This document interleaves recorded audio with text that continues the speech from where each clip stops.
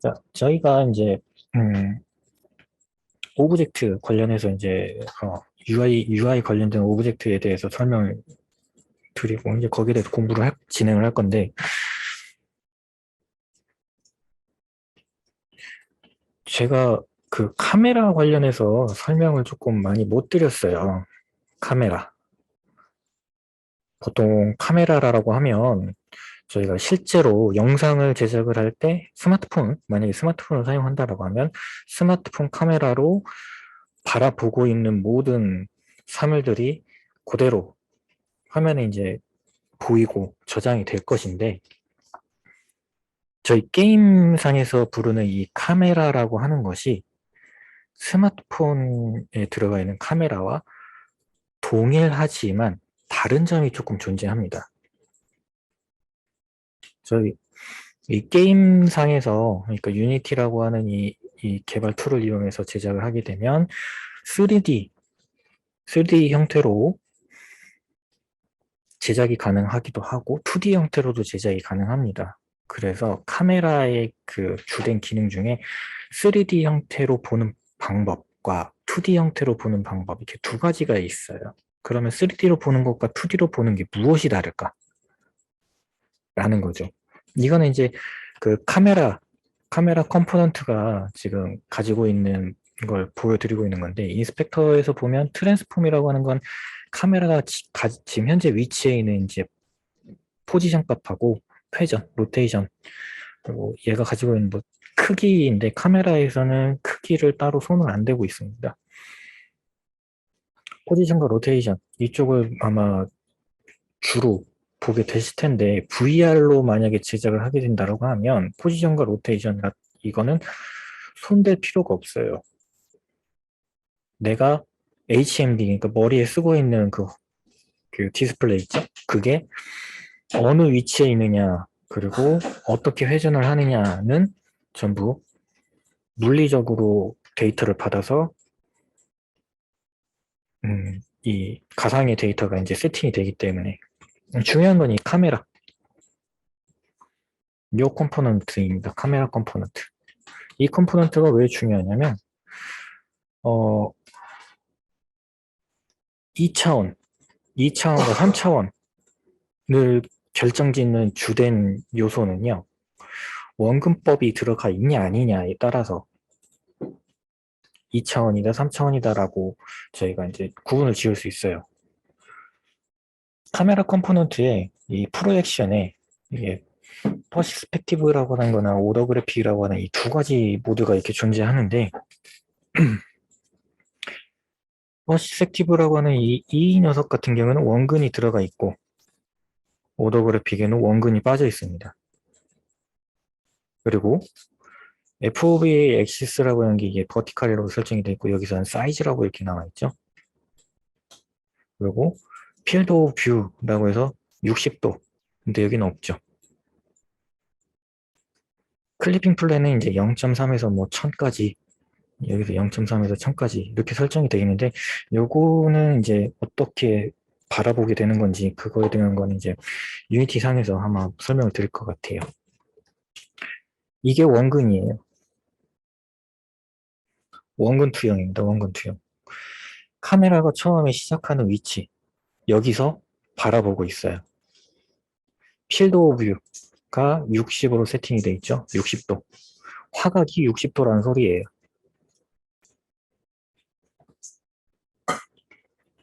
그리고 클리핑 플랜스 니어 0.3, 바 10 되어 있는데, 카메라가 실제 위치는 여기인데 니어가 여기입니다. 아주 미세하게 지금 세팅이 되어 있죠. 니어 0.3. 그러면 10은 바, 어느 거리까지 볼래? 여기서 여기까지, 이 거리만큼 나는 보겠다. 만약에 이 거리 밖에 있는 오브젝트는 어떻게 표현을 한다? 아예 그리지를 않겠다. 카메라에 담지 않겠다라는 의미예요. 너무 머니까. 그래서 니어와 파, 이게 상당히 좀 중요한 거기는 한데, 니어를 너무 짧게 잡으면 조금 요상하게 보인다고 해야 될까요? 그 바로 눈앞에다가 갖다 대놓고 봐 하는 거라서 조금 오동작이 생길 수 있기 때문에 거의 대부분 이 세팅 그대로 그냥 가는 경우가 많아요. 그리고 화각도 그냥 기본적으로 이렇게 세팅을 해놓고 가는 경우가 많습니다. 근데 오더 그래픽이라고 하는 이 녀석은 원근이 빠져 있어요. 원근이 빠져 있고 대신에 이제 사이즈라고 하는 게 지금 들어가 있고 클리핑 플랜 0.3 여기 원래 1000이 들어가 있었죠. 근데 제가 10으로 지금 바꿨어요. 왜냐면 1000이면 굉장히 멀어요. 그래서 좀 이 화면 안에 채우려고 좀 줄였습니다. 10으로. 그래서 이 10 바깥에 있는 오브젝트는 그리지 않겠다라고 하는 의미입니다. 그러면 원근과 이 원근이 빠진 이 원근 빠진 오더그래피라고 하는 이 녀석을 직교라고 하는데 원근 투영과 직교 투영의 차이점 저희가 아마 중학생 때 배울 건데 이거예요. 약간 이해가 갈까요? 이 샷을 보고 이해하기에 조금 어려운 감이 있나요? 두드러지게 나타나는 차이점은요. 거리입니다. 거리. 여기서 보시면 실제 배치되어 있는 게 빨간 공이 이렇게 멀리 있고 그 다음에 노란 공이 좀 가까이에 있어요. 카메라랑. 여기서도 마찬가지로 빨간 공 멀고요. 노란 공이 카메라와 가까이 있죠. 지금 원근 쪽이 좀 더 멀게 느껴지기는 하는데 이 카메라 이, 이 대각선 요거 때문에 지금 좀 길게 빼놓은 거라서 니어 클립 플랜이라고 아까 니어가 0.3 잡았고 여기서는 요도 마찬가지로 0.3을 잡았었어요. 여기를 10이라고 잡았고 파 클립 플랜이라고 하는 거를 파를 여기는 파를 1000으로 잡았었고요. 뭐 이거는 이제 유니티 에디터 툴에서 직접 보시면 이제 차이점 확실하게 아실 텐데 자세히 보실 거는요 이거예요. 자 직교에서 빨간색 콩이 훨씬 더 멀어요. 그런데 노란색 콩과 크기 차이가 안 납니다. 그런데 원근 투영에서는 빨간 공과 이 노란 공 크기 차이가 확실히 눈에 보이지요. 원근법에 의해서 멀리 있는 객체는 작게, 가까이 있는 객체는 좀 더 크게 표현하는 게 원근 투영인 거죠. 그래서 이 원근 투영을 할 경우에는 이거는 이제 3차원적으로 보여진다. 직교 투영을 할 경우에는 2차원적인 형태로 멀리 있으면 먼저 그리고 카메라와 가까이 있으면 나중에 그린다. 그래서 빨간색이 먼저 그려지고 그 다음에 노란색 공이 그려졌기 때문에 여기가 겹쳐진 겁니다. 겹쳐졌을 때 표현되는 건 노란색 공이 빨간색 공 위에 올라온다.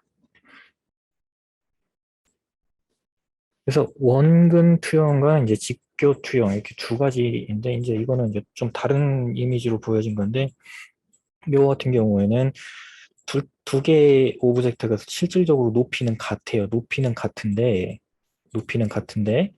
어디에 있느냐에 따라서 지금 보여지는 게 높이가 이런 식으로 이제 차이가 있더라. 왜? 기둥이 더 가까이 있기 때문에.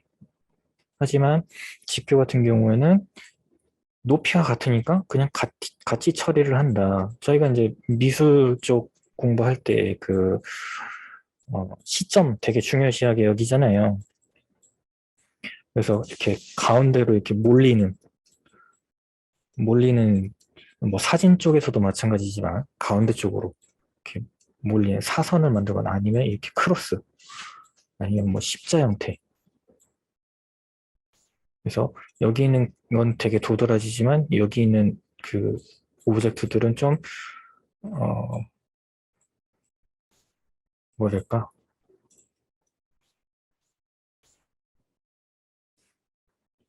죄송합니다. 저도 미술 쪽을 잘 몰라가지고 십자 형태는 어떤 식으로 표현했는지 모르겠네요. X자 형태 같은 경우에는 거의 대부분의 시선이나 뭐 손짓 이런 것들이 이렇게 크로스 형태로 이렇게 음, 맺힌다. 뭐 그런 형태를 지니고 있었는데, 저희가 이제 사용할 거 원본 투영인데 직교 투영을 이제 알아보는 이유는 UI 같은 경우에는 직교 방식이라고 생각을 해주시면 될 것 같아요. UI 같은 경우는.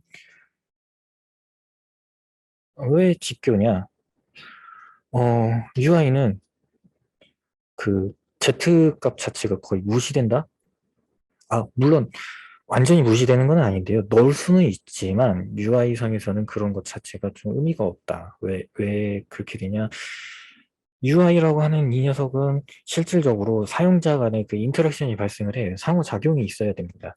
그래야 UI라고 표현을 하고 있거든요. 그래서 어떤 오브젝트인지 그 오브젝트가 가지고 있는 뭐 기능에 대한 설명이라든지 만약에 뭐 박물관이다라고 하면 해당하는 그 작품이 지니고 있는 이름 그리고 그 작품에 대한 설명 뭐 이 작품에 대한 뭐 설명이라고 하면은 누가 어느 시대에 무엇을 나타내는지 그리고 뭐 역사적인 뭐 배경 같은 거 그런 것들을 설명을 해줄 수 있잖아요. 그런 것들이 거의 대부분 텍스트로 들어가다 보니까 설명을 해주는데 이게 원근법으로 보이게 되면 그 글 하나 읽겠다고 이리 갔다 저리 갔다 이쪽 갔다 저쪽 갔다 해야 되는 그런 상황이 발생을 해서 그냥 화면에 가장 위에다가 뿌리거나 오브젝트에 안 가려지게 뿌린다거나 아니면 사용자가 좀 보기 편하게 오브젝트 옆에 어, 다른 오브젝트들에 이제 안 가려지게 잘뭐 표현을 하는 방법도 있기는 하겠죠. 근데 거의 대부분의 그런 설명 UI 같은 경우에는 웬만해서는 다른 오브젝트 가려지지 않게끔 이렇게 뭐 표현이 되고는 합니다. 그래서 그런 것들을 표현하기 위해서 원근 투영과 직교 투영에 대한 설명을 조금 해드렸고, 그리고 음, 원근 저희가 이제 VR을 하기 때문에 거의 대부분이 다 원근 형태로 들어갈 거예요. 모든 거의 대부분의 오브젝트가. 그래서 UI도 원근 투영에 맞춰서 넣을 수 있는 방법도 충분히 존재하기 때문에 게임에서 표현을 하자면 몬스터나 캐릭터를 그러니까 다른 뭐 캐릭터 나 말고 다른 캐릭터를 선택을 했을 때 그 캐릭터를 선택했다라고 약간의 그 서클처럼 이렇게 캐릭터 선택 효과 같은 게 존재하는데 그거를 UI로 뿌릴 수 있는 방법이 있다 보니 UI로 뿌리는 게 훨씬 더 아무래도 좀 구현하기가 좀 쉽죠. 서클 하나만 만들거나 아니면 네모난 박스 하나 만들면 되니까. 그래서 UI로 뿌리는 상황이 조금 더 많을 겁니다. 그리고 캐릭터에 대한 이름, 몬스터에 대한 이름, 뭐 그 몬스터가 가지고 있는 뭐 레벨이거나 아니면 뭐 특성 그런 것들을 보여주기 위해서 아이콘 효과도 뭐 3D 오브젝트로 뿌리는 것보다 UI 형태로 뿌리는 게 더 직관적으로 판단이 가능하기 때문에 그래서 월드상에서도 UI를 뿌릴 수가 있는데 일단 UI를 한번 만들어 보도록 할게요. 하이어라키 저희 프로젝트가 아니라 이건 파일이 아닙니다. 크레이트에 들어가면 여기 있는 건 대부분이 다 파일로 존재하는 녀석들이고 하이어라키에 있는 건 이제 메모리상에 존재하는 것들인데 UI는 이제 메모리로 만들어야 돼요. 여기서 보시면 제가 전번에 그 텍스트 메시 프로라고 하는 이 녀석 한번 설명을 드린다 해놓고 다음으로 밀었던 녀석인데 이게 이제 버전업이 되면서 그 유니티가 가지고 있는 기본 텍스트가 사라지고 대부분 다 텍스트 메시 프로라고 하는 이 패키지를 써야지만 만들 수 있도록 지금 바뀌었더라고요. 아무래도 자원 때문에 그런 것 같습니다. 그래서 텍스트 메시 프로 요걸 선택해 주시면요. 요런 창이 뜰 거예요. 요렇게 TMP 임포터라고 해서 여기서 import TMP essential 선택을 해주시면요. 무언가를 진행하기는 했어요. 계속 바뀌었고 메시지가 떴고 여기 asset 이쪽에 무언가가 추가가 됐습니다. 기본적으로 패키지스 안에 텍스트 메시 프로라고 하는 녀석이 이렇게 들어가 있기는 해요. 들어가 있지만 내가 프로젝트에서 사용을 하려면요. 뭐 이런 녀석들이 추가가 돼야 돼요. 뭐 이거는 이제 일종의 샘플, 도큐멘트, 문서잖아요. 이거 읽어봐 하라고 하는 가이드 문서예요. 이거 필요 없어요. 지워도 상관은 없는데 여기 이 두 녀석은 지우면 조금 이렇게 세 개는 지우면 조금 어렵습니다. 물론 이 스프라이트도 지우면 좀 곤란하긴 하고요. 이거는 지워버려도 상관은 없는데 얘네들이 가지고 있는 의미는 자, 캔버스의 텍스트 TMP라고 해서 뭐가 생성이 되는데 여기 폰트 에셋에 보면 리버레이션 센스라고 하는 그 폰트 에셋이 하나가 이렇게 매핑이 돼 있을 거예요. 이게 여기 리소스 안에 존재하게 됩니다. 그리고 폰트 이게 이제 실질적으로 저희가 사용하는 TTF 혹은 뭐 OTT OT 잠시만요. OTF구나. 예. OTF 뭐 그거에 관련된 이제 진짜 리얼 폰트인데 이걸 왜 남겨놨느냐?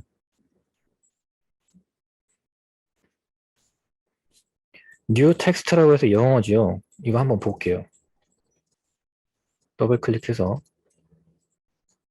살짝 뷰를 바꿔가지고 한번 보도록 하겠습니다. 뉴 텍스트라고 해서 네, 요거와 똑같이 지금 텍스트가 들어가 있는데 이 유니티 툴은 한글 친화적이지가 않죠. 영문을 사용합니다. 그래서 한글이라고 저 이제 실제 한글을 넣게 되면 네모네모 나옵니다. 왜 네모네모 나오냐? 이 폰트에는요. 한글이 없어요. 그리고 이걸 이렇게 열어서 보면 아틀라스가 여기 있다. 이거 아틀라스인가? 네. 이 아틀라스라고 하는 걸 이렇게 보시면은 거의 대부분이 다 영어로만 이렇게 도배가 되어 있습니다. 영어로만. 폰트 자체가 이제 영문을 지원을 하지 않다 보니 제가 한글을 쓰면 이렇게 깨진 것처럼 보여요. 그래서 이 TMP 텍스트 메시 프로라고 하는 걸 이용을 해서 지금 이제 한글이 들어가 있는 아틀라스를 만들어 줘야 돼요. 이게 좀 상당히 복잡하긴 한데 봅시다. 텍스트 메시 프로 저도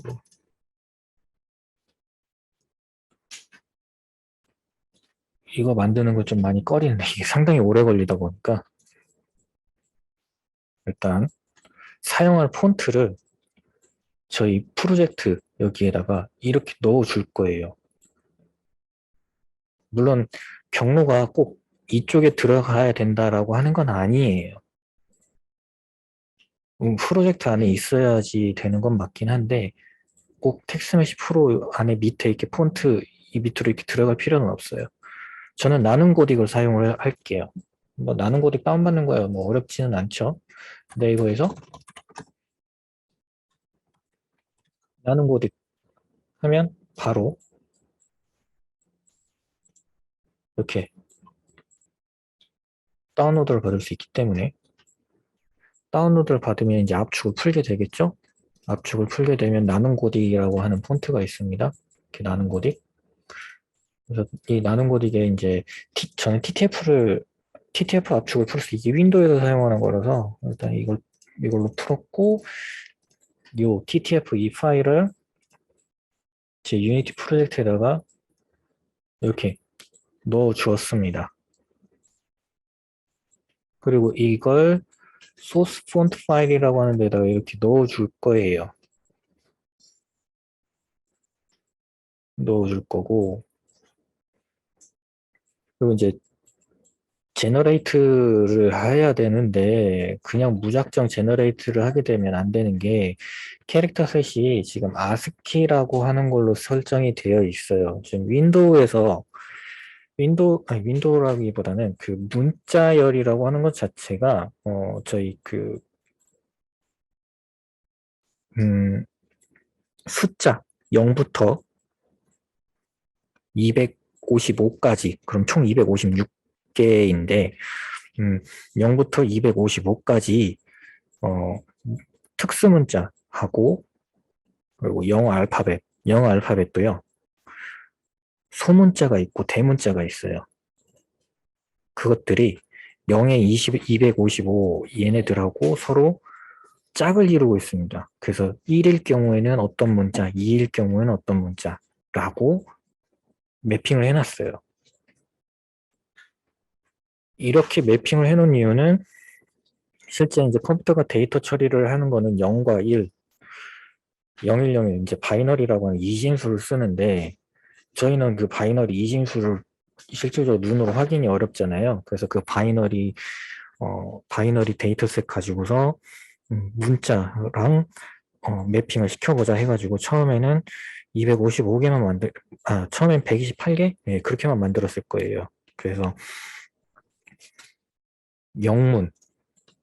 영문이 32번부터 126번까지거든요. 대문자에서 소문자가. 그래서 마션에서 보면 영화 마션에서 보면 마션에서 화성에서 위성 위성 위성이 아니고 그 뭐 채집하는 그 로버 하나 있는데 옛날 거죠. 그게 이제 사진을 찍어가지고 전송을 해주는데 프로그래밍이 안 돼 있다 보니까 채팅 프로그램이 없는 거죠. 채팅 프로그램이 없다 보니까 사진을 찰칵 찍어서 그 사진 데이터를 전송을 해줍니다. 그래서 알려준 게 프로그래밍을 다시 해서 채팅할 수 있게끔 바꿔라. 그걸 16진수로 알려줬어요. 왜 16진수 알려줬냐? 카메라 회전하는 그 각도가 정교하지 못하다 보니까 카메라 회전에 따라서 이제 뭐 0부터 16까지의 숫자를 16진수로 변환하면 그게 이제 아스키 코드가 되고 아스키 코드에서 영문을 매핑을 시켜가지고 어떤 문자인지 되게 복잡하긴 한데 뭐 그렇게 얘기를 해요. 그래서 거기에서는 아스키 안에서는 한글이 없습니다. 그래서 한글을 표현을 못해요. 아스키는. 그래서 커스텀 랭지라고 하는 걸 사용을 해야 돼요. 캐릭터 셋 자체를. 근데 커스텀 랭지라고 하는 건 이 영역 안에 무엇을 넣어야 될지 모르잖아요. 그냥 여기다가 그냥 한글이라고 이렇게 한글 랭지가 한글이 안 되나? 엑사 커스텀 캐릭터로 해야 되는구나. 한글 뭐 이런 식으로 하면 얘가 알아서 그거를 판단해가지고 만들어줘요. 한글이라고 하는 거. 그래서 제너레이터 아틀라스는 되게 빨리 끝나거든요. 여기서 세이브가 안 했구나. 리소스 폰트에 나는 저장 해서 하면 한글 나와요. 문제는 제가 한글 이 두 글자만 했기 때문에 기억 안 나옵니다. 두글 기억 두 안 나오죠. 이것만 변환해달라고 했기 때문에 그래요. 그렇다고 해서 여기다가 가나다 뭐 그걸 언제 다 치고 있어요. 그래서 커스텀 레인지 범위로 사용을 해서 이 안에 들어있는 걸 전부 다 변환을 해주세요 라고 해주면 됩니다. 32에서 126까지는 영어, 8200에서 9900까지는 특수문자예요. 그리고 요게 한글에 있는 자음과 모음, 그리고 여기는 이제 한글 조합 그게 여기 안에 들어있습니다. 지금 이거를 일일이 따라치기 힘드시니까 제가 채팅방에다가 뭐 하나, 링크 하나 넘겨드렸을 거예요. 이 링크를 타고 비밀번호 edu.won.campus 치시면 edu.won.campus edu1 캠퍼스라고 치시고 들어가시면 그 리드미라고 해서 바로 뭐 보일 거예요. 텍스트 메시 프로 아틀라스 제작에 필요한 문자 범위 정보 해가지고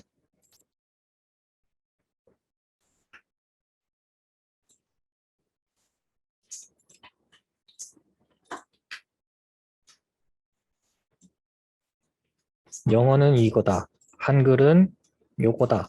한글 자모는 여기 이 범위 안에 있고 특수문자는 요 범위 안에 있다라고 지금 해놨습니다. 그걸 다 합한 게 이겁니다. 여기서 영어는 굳이 필요 없다. 뭐 특수문자 필요 없다 라고 하면 빼시면 돼요. 그래서 영어 필요 없고 특수문자 필요 없다. 빼고 제너레이트 폰트 아틀라스 하면 네 뭐가 막 지나가는데 아까는 바로 끝났던 녀석이 지금은 생각보다 좀 오래 걸리고 있지요. 이거를 또 열심히 기다려 줘야 돼요. 끝날 때까지. 끝났습니다. 끝났을 때 여기 미싱 캐릭터가 0이 나와야 돼요. 미싱이 뜬다는 말은 포함이 안 돼 있는 그러니까 폰트에 이 한글이 포함이 안 돼 있다라고 하는 거기 때문에. 그리고 익스클루드 지금 처리 못한 게 좀 있네요. 이거는 아틀라스가 작아서 그런 것 같은데 아틀라스가 512니까 1024, 1024로 변경을 하고 아틀라스 이 그림판 크기 저장할 수 있는 도화지 크기를 좀 더 늘린 겁니다. 그러면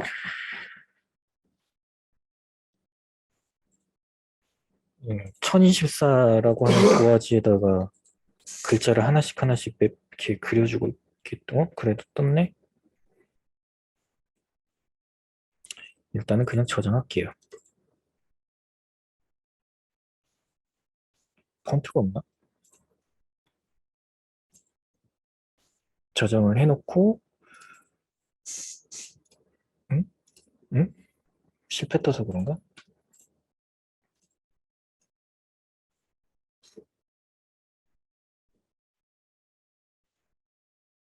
음, 오토 사이징 했는데 파딩을 좀 줄여야 되나? 3?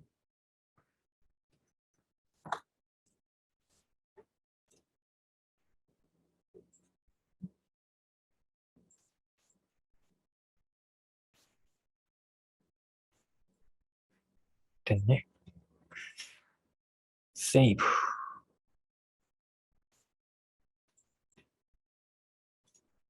저장. 했고 여기서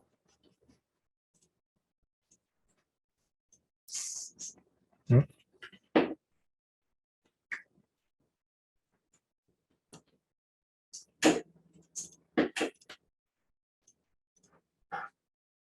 TMP 텍스트 메시 그래도 안 나오네.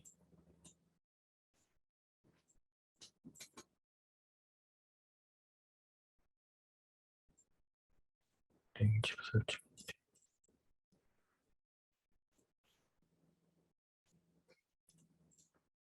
이거를 넣으면 글씨가 안 보여. 글씨가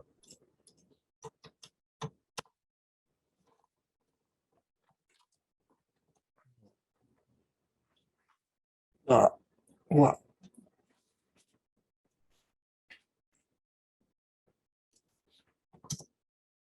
잠옷 빼.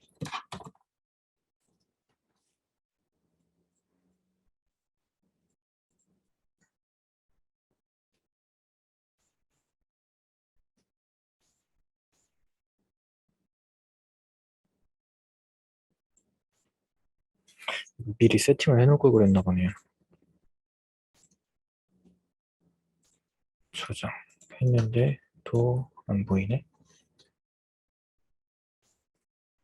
없대. 없어. 헤헤.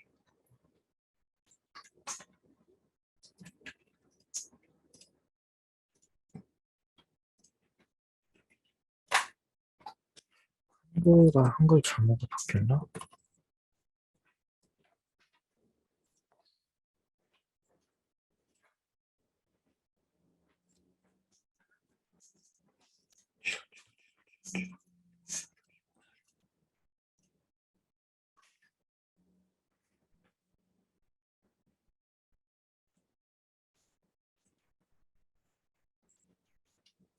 폰트 자체에 없으면 안 만들어지기도 해요. 근데 여기 분명 한글이 다 들어가 있을 텐데 나는 곧 이게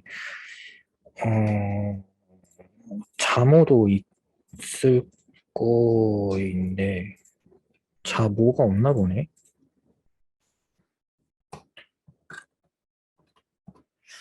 표현이 안 되네.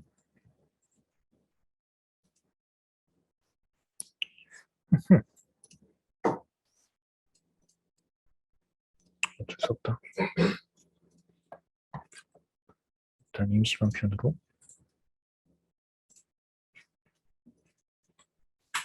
이렇게만 세팅해 놓을게요. 제가 이 랭지가 범위가 바뀔 일은 없거든요. 뭔가 설정은 잘못된 것 같습니다. 일단 계속 진행을 하도록 할게요. 지금 좀 설명해야 될 게 좀 많이 있다고 하니까. 이거 근데 테스트 메시로 왜 이렇게 번거롭게 폰트 파일을 사용을 해서 뭔가 이 변환을 하고 이걸 왜 이렇게 적용을 해야 되느냐라고 많이들 그 의문을 가지실 거예요. 그냥 폰트를 바로 쓰면 안 되는지. 이유는요. 이 폰트 파일 크기가 생각보다 커요. 그래서 이 폰트 파일을 사용을 해서 저희가 게임에서 쓰는 이 글씨를 직접 넣자 하니까 너무 많은 자원을 소비한다 이거죠. 메모리도 그렇고 CPU도 굉장히 많이 쓴다라는 거예요. 그러다 보니까 성능 저하가 일어나요. 글자 하나 뿌리겠다고. 그래서 이 글자를 전부 이미지로 바꿔버립니다. 이렇게. 그래서 이 이미지, 그림에 어느 부위에 어떤 글자가 들어있다라고 하는 이 정보를 이걸 통해서 접근을 하고 있습니다. 어차피 이 안에 쓰는 이 문자, 이거 자체가 저희 눈에 보이는 것만 이런 식으로 그 한글이라고 하는 걸로 보이지, 실제 이게 컴퓨터 안에 이제 저장되는 정보로는 이게 이렇게 저장이 돼요. 슬러시 U 25A1이라고. 이제 한이라고 하는 글자랑 글이라고 하는 이 글자, 이 문자들이 서로 가지고 있는 이 숫자, 넘버링이 달라지겠죠. 이게 이제 UTF-8에서부터 UTF-8이 이제 3바이트인가 사용을 하고 있는 걸로 알고 있는데 3바이트를 쓰면서 굉장히 많은 문자를 매핑을 할 수 있어요. 그 값의 범위가 엄청 크기 때문에. 그래서 이게 이제 한 글자당 하나의 넘버링을 가지고 있어요. 한 글자당. 저희 한글 같은 경우에는 하, 한, 학,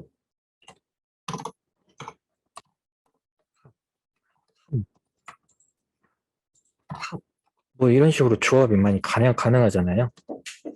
그러다 보니까 이 하라고 하는 글자가 가지고 있는 넘버, 그리고 한, 합, 함, 합, 얘네들이 가지고 있는 넘버가 다 달라요. 그렇게 세팅이 되어 있어요.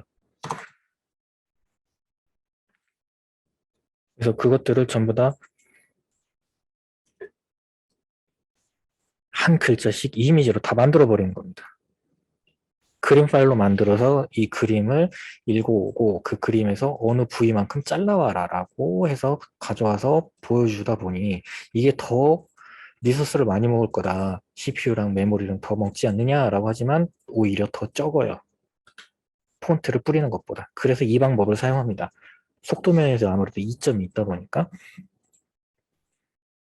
그래서 한글 뿌리기에 상당히 참 곤혹스럽기는 한데 이렇게 뿌렸다라고 했을 때 이 이제 아틀라스를 잘 만들어가지고 뿌렸다라고 했을 때 폰트 사이즈는 뭐 이 화면에 보이는 이 크기를 나타내는 거겠죠. 근데 보시면 이 노란색 박스가 있어요. 노란색 박스가 있고 이 노란색 박스 안에 이렇게 글씨가 들어가 있죠. 분명히 노란색 박스를 벗어났는데 나오지요. 글씨크기를 좀 더 키우면 글이라고 하는 게 글이라고 하는 이 문자는 내려가서 지금 표현이 되고 있지요. 이걸 원천적으로 차단하겠다. 아예 그렇게 안 보여주고 싶어 라고 한다면 여기 워핑에 이네이블 되는 걸 디세이블 해버리면 그 자동으로 이렇게 글씨를 밑으로 내려서 표현하는 것 자체가 막히고요. 오버플로우라고 하는 게 오버플로우로 되는데 여기 트렁케이트라고 하면 이건 버린다라는 의미고 이클립스라고 하는 거는 점점점으로 표현을 해주는데 지금 여기에 지금 점점점이 안 나오죠.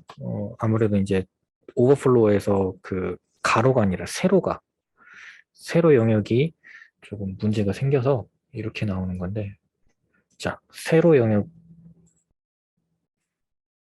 음, 들어오게끔 하면은 이렇게 점점점이 나오게 됩니다. 음, 여기서 글씨를 이렇게 띄어쓰기 안 되네.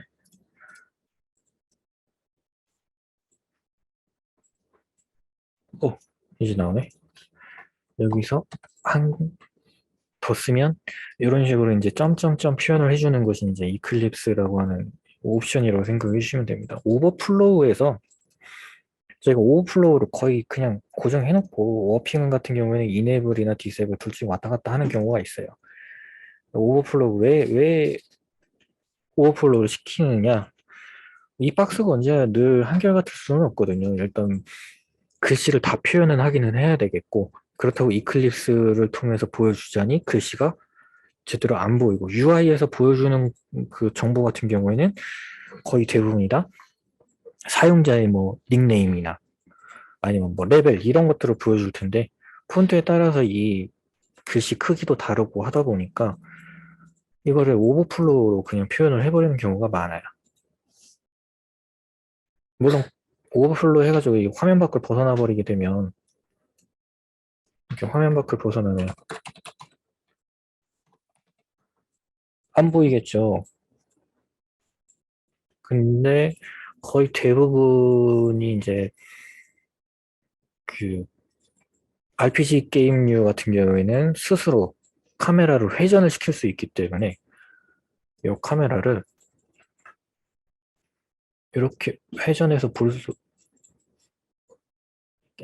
죄송해요. 이게 저기용이 아니라 안 되겠군요.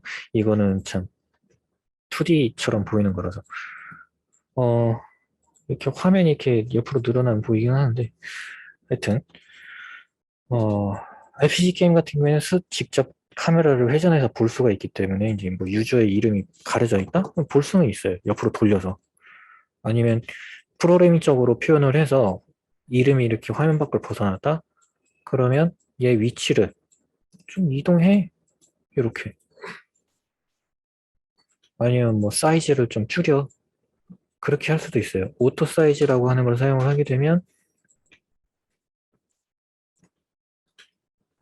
요만큼 박스가 요만큼 지정이 되어 있는 요 안에다가 글씨를 표현하고 싶어요 라고 하면 오토 사이즈를 하면 폰트 사이즈가 알아서 조정이 돼버려요. 이런 기능들을 텍스트 메시 프로가 가지고 있다 보니까 훨씬 더 음, 코딩 직접 프로그래머가 뭔가 써야 되는 그 과정 자체가 좀 줄어드는 거죠. 그리고 코딩을 몰라도 쓸 수가 있다라는 겁니다. 그리고 이제 오토 사이즈 떠나서 이제 오버플로우로 시키고 워핑은 지금 디세이블 걸어 놓을게요. 이 상태에서 정렬을 사용하면 가운데 정렬, 뭐 왼쪽 정렬, 오른쪽 정렬 이런 것들을 이 박스, 이 노란색으로 쳐진 이 박스를 기준으로 저희가 정렬을 할 수가 있고 위, 중간, 아래 정렬도 이렇게 바꿀 수가 있어요. 그래서 UI에서 이제 중요한 뭐 색상 바꾸는 거 이런 것들이 이 안에 이제 다 툴 형태로 UI 형태로 저희가 이렇게 제공을 받고 있는 거죠. 안 그랬으면 이걸 일일이 하나하나 프로그래밍을 해줘야 될 터인데 유니티라고 하는 것 자체는 이렇게 제공해줘. 요즘 나오는 툴은 다 이게 되겠죠?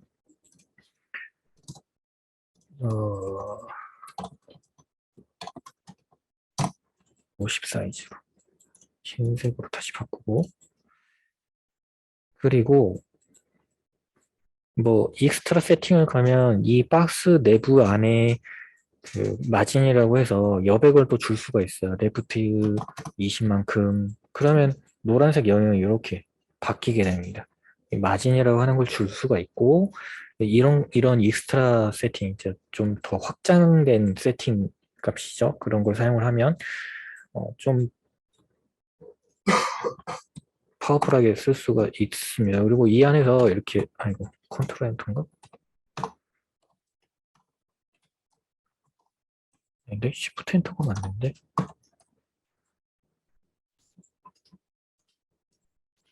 아니구나 엔터구나. 오랜만에 이렇게 두 줄짜리 그거는 이제 리치 텍스트라고 하는 거예요. 리치 텍스트를 지원을 하게 되면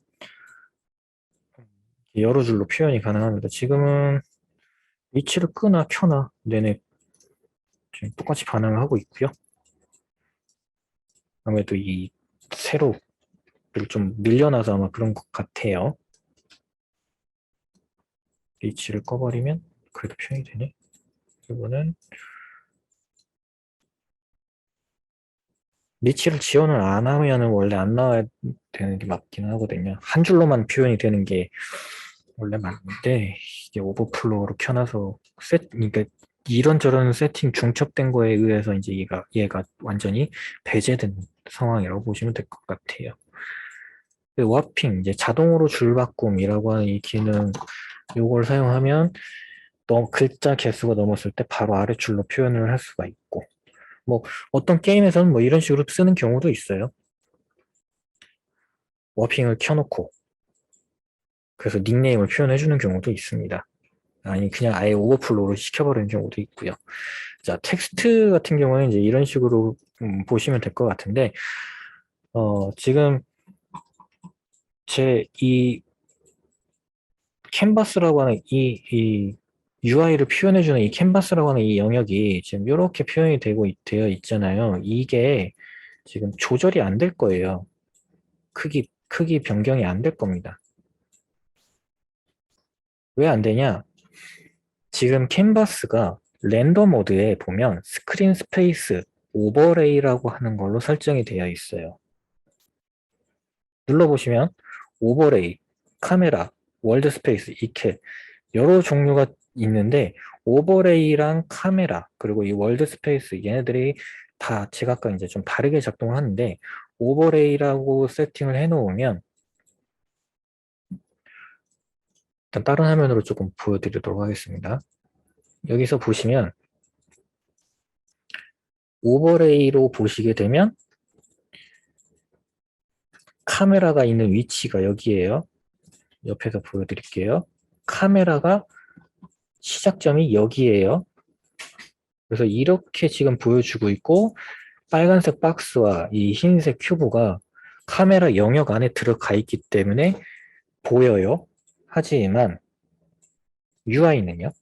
UI는 지금 여기에 우뚝하니 서 있죠. 카메라 바로 앞에. 그러면 카메라가 이 UI를 바라보고 있는 걸까요? UI가 지금 여기에 표현이 되고 있는데 카메라 영역 안에 안 들어가 있는데 그런데도 보이고 있습니다. 이게 이제 캔버스가 이 오버레이로 지금 설정이 되어 있기 때문에 그런데 이 카메라 안에 보이는 모든 오브젝트를 일단은 그립니다. 그린다는 말은 그 렌더링 시킨다라는 의미겠죠.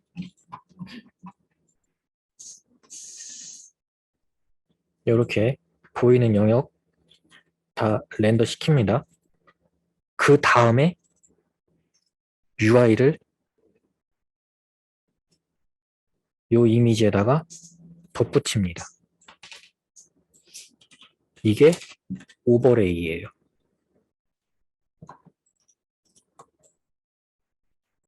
그러면 스크린 스페이스 카메라라고 하는, 그러니까 스크린 스페이스 오버레이가 있고 카메라가 있는데, 카메라를 사용을 하게 되면요, 렌더 카메라라고 하는 데가 하나가 생겨요.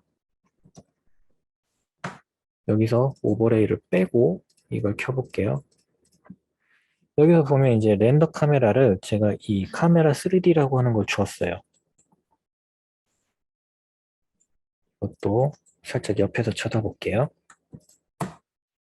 어떤가요?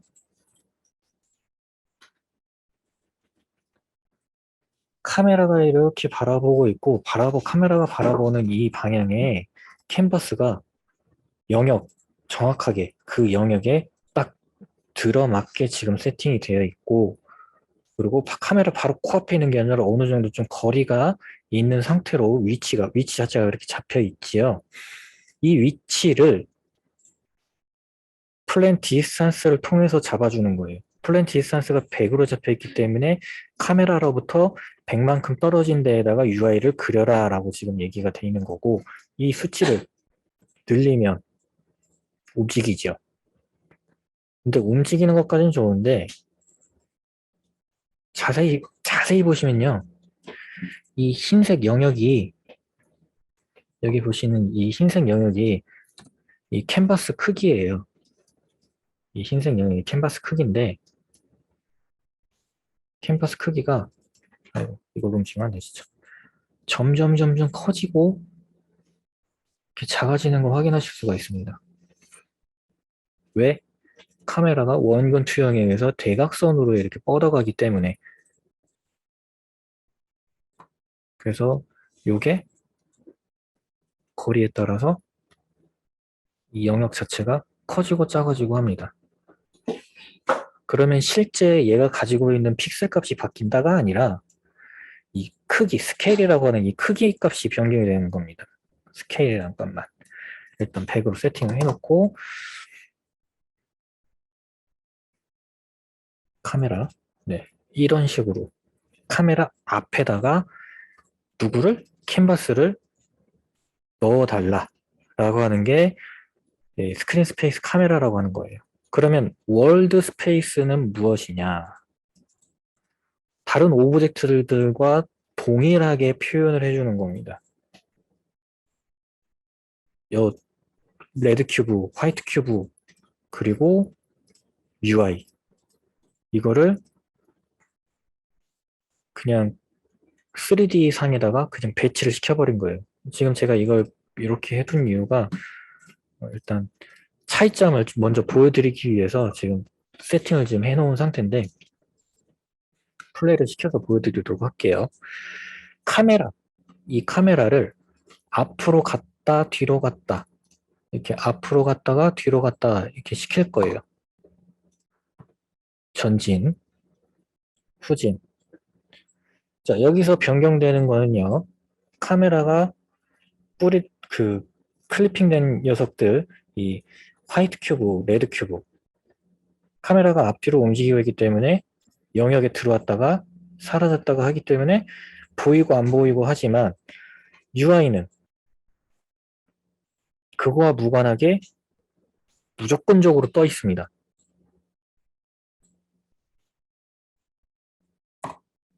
그런데 요거는 좀 달라요. 그 스크린 스페이스 카메라라고 하는 이 상태에서는 조금 달라져요. 어떤 차이점이 생기는지 혹시 느껴지시나요?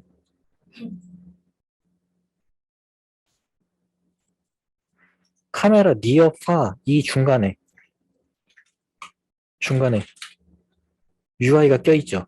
근데 그 UI하고 카메라 이 중간에 오브젝트가 껴버리면 UI가 사라져요.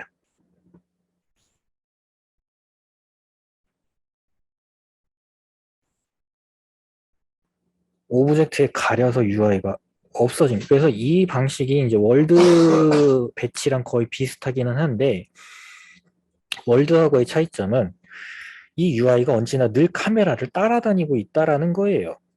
고정돼 있잖아요, 여기에 UI가. 대신에 이 UI하고 카메라에 이렇게 겹치는 부분이 생기면 안 보이는 뭐 그런 현상이 나타나긴 하지만 그렇죠. 이번에는 월드로 UI를 월드로 세팅을 해놓고 볼 거예요. 월드로 세팅을 해놓고 보게 되면 자 UI가 갑자기 확대되고 축소되고 하죠. 카메라가 가까이 다가가니까 원근에 의해서 글씨가 커집니다. UI. 그리고 카메라 지나가게 되면 안 보이게 되고요. 이렇게 UI를 어떻게 세팅을 해놓느냐, 캔버스를 어떤 식으로 세팅을 해놓느냐에 따라서 UI가 나타나는 방식 자체가 이제 달라지는 건데, 제가 이제 처음에 카메라 설명을 해드렸고, 카메라가 한 대가 아니라 두 대가 들어갈 수 있다라고 설명도 해드렸는데, 뭐, 그 두 대, 세 대 이렇게 넣는 거는, 뭐, 일단 UI 쪽 관련해서 두 대를 넣는 이유 한번 보실게요. 일단 월드 같은 경우에는 이렇게 다른 오브젝트들처럼 고정이 되어 있어서 이 안에서 카메라가 이걸 쳐다보고 있으면 이 UI가 보이지만 카메라가 이 영역을 지나가게 되면 안 보인다. 그래서 뭐 저희 그 게임상에서 보면은 뭐 스타트 지점 해가지고 카트라이더에서 뭐 스타트 지점이라고 해서 위에 플랜카드 같은 거 이렇게 펼쳐져 있는 거 그게 이제 이렇게 월드에 고정형되어 있는 거라고 보시면 되죠. 월드 스페이스로 UI가 표현되어 있고, 당연히 카트가 인 카메라 따라서 카트는 어, 카트에 카메라가 붙어 있기 때문에 카트가 움직이면 당연히 카메라도 이동하겠죠. 그래서 이렇게 이동하게 되면 UI가 안 보인다. UI가 UI를 지나가서 보이지가 않게 된다. 근데 꼭 카메라를 따라다녀야 된다. 카메라를 따라다녀야 되고 이 오버레이처럼 표현을 하는 게 아니라 그냥 카메라에 이렇게 매핑돼서 뭐 표현을 하고 싶다. 그때요. 일반적인 그냥 카메라인데 이 카메라 이름은 UI 카메라라고 명명을 할 거고요. 그리고 이 UI 카메라 이제 오디오 이걸 뺄게요. UI만 보니까 그리고 이 카메라를 이렇게 자식으로 둬서 작동하게 할 겁니다. 동일한 위치로 0에 0 그리고 이 UI 카메라 이거를 이렇게 넣어줄 거고요. 그렇게 되면 이 카메라가 이동을 할 때 UI 카메라도 같이 이동하는데 문제는 오브젝트에 네, 걸쳐서 걸친다기보다 오브젝트에 이렇게 가려져서 뭐 안 보이는 그런 상황이 발생하는데 그거를 막는 게 여기 클리핑 마스크라고 하는 이 기능입니다. Nothing 선택하고 UI만 선택을 해서 뿌려주게 되면 이 UI 카메라 뎁스가 0인데 뎁스를 1로 표현을 할까? 0으로 해도 되는구나. 그러면 이제 이 3D 카메라가 이렇게 이동을 한다 하더라도 응?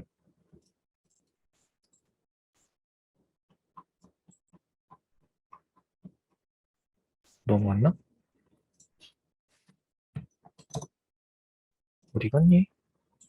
오브젝트야? 카메라.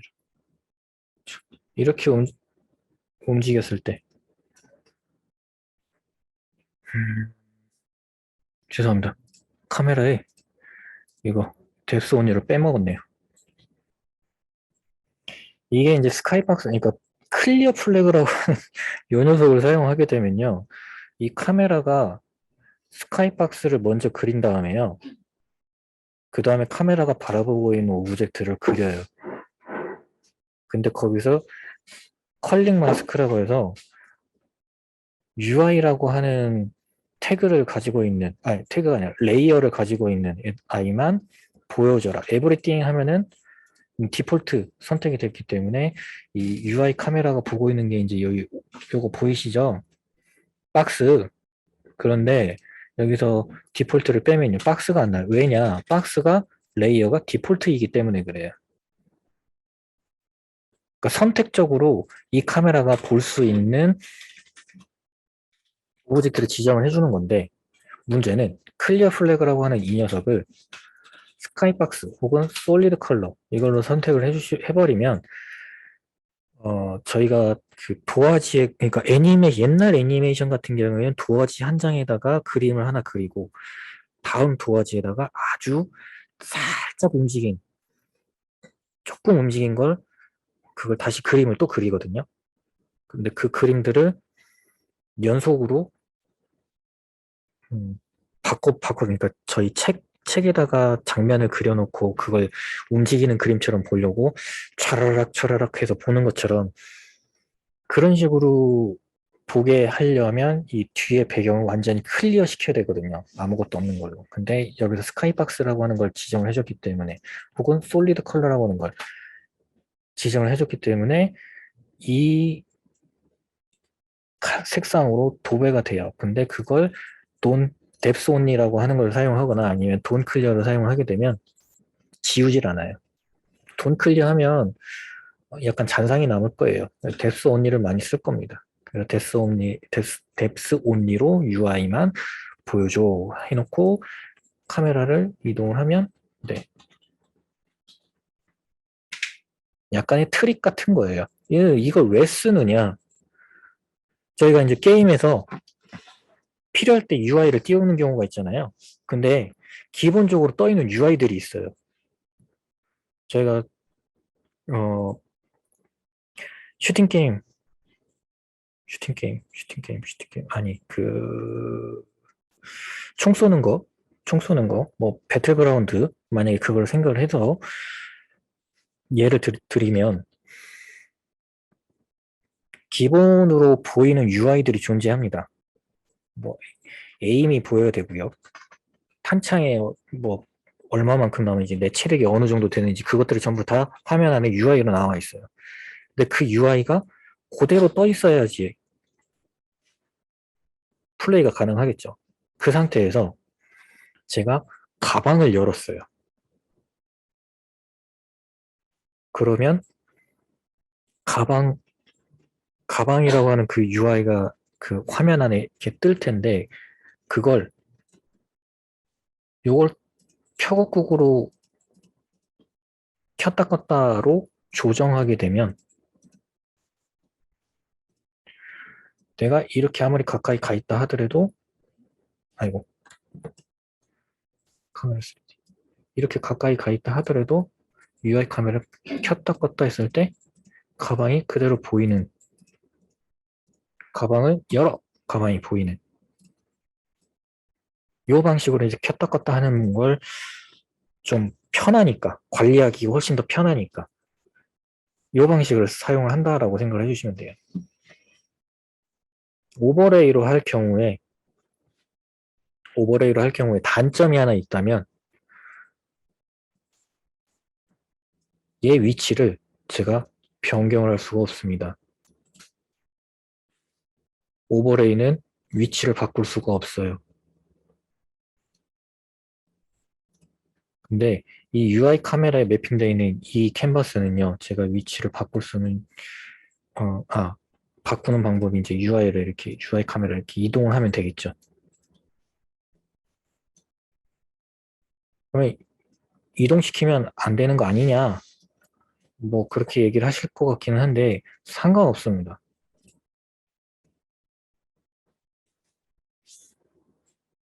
의미 없어요. 근데 이 UI만 뿌리는 건데 굳이 제가 이걸 원근 투영을 해야 될 이유가 있을까요? 그래서 오더그래픽으로 바꾸는 거예요. 좀 더 편하게 그 관리하기 위한 측면으로 이런 세팅을 하는 거예요.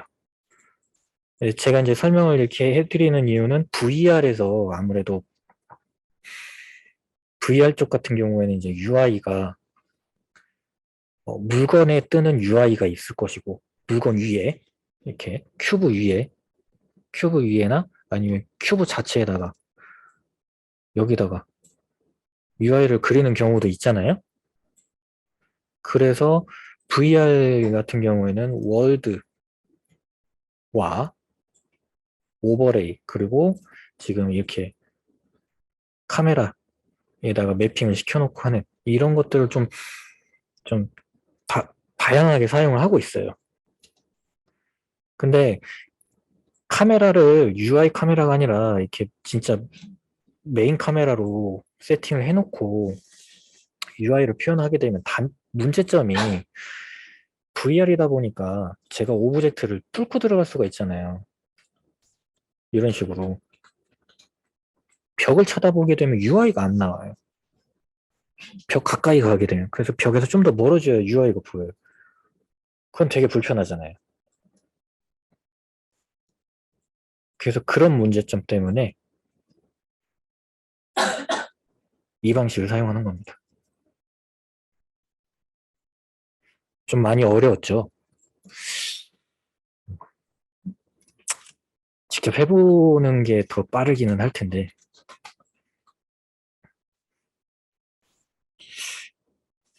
카메라 이게 세팅하는 카메라 가지고 노는 것도 상당히 재밌기는 합니다. 네.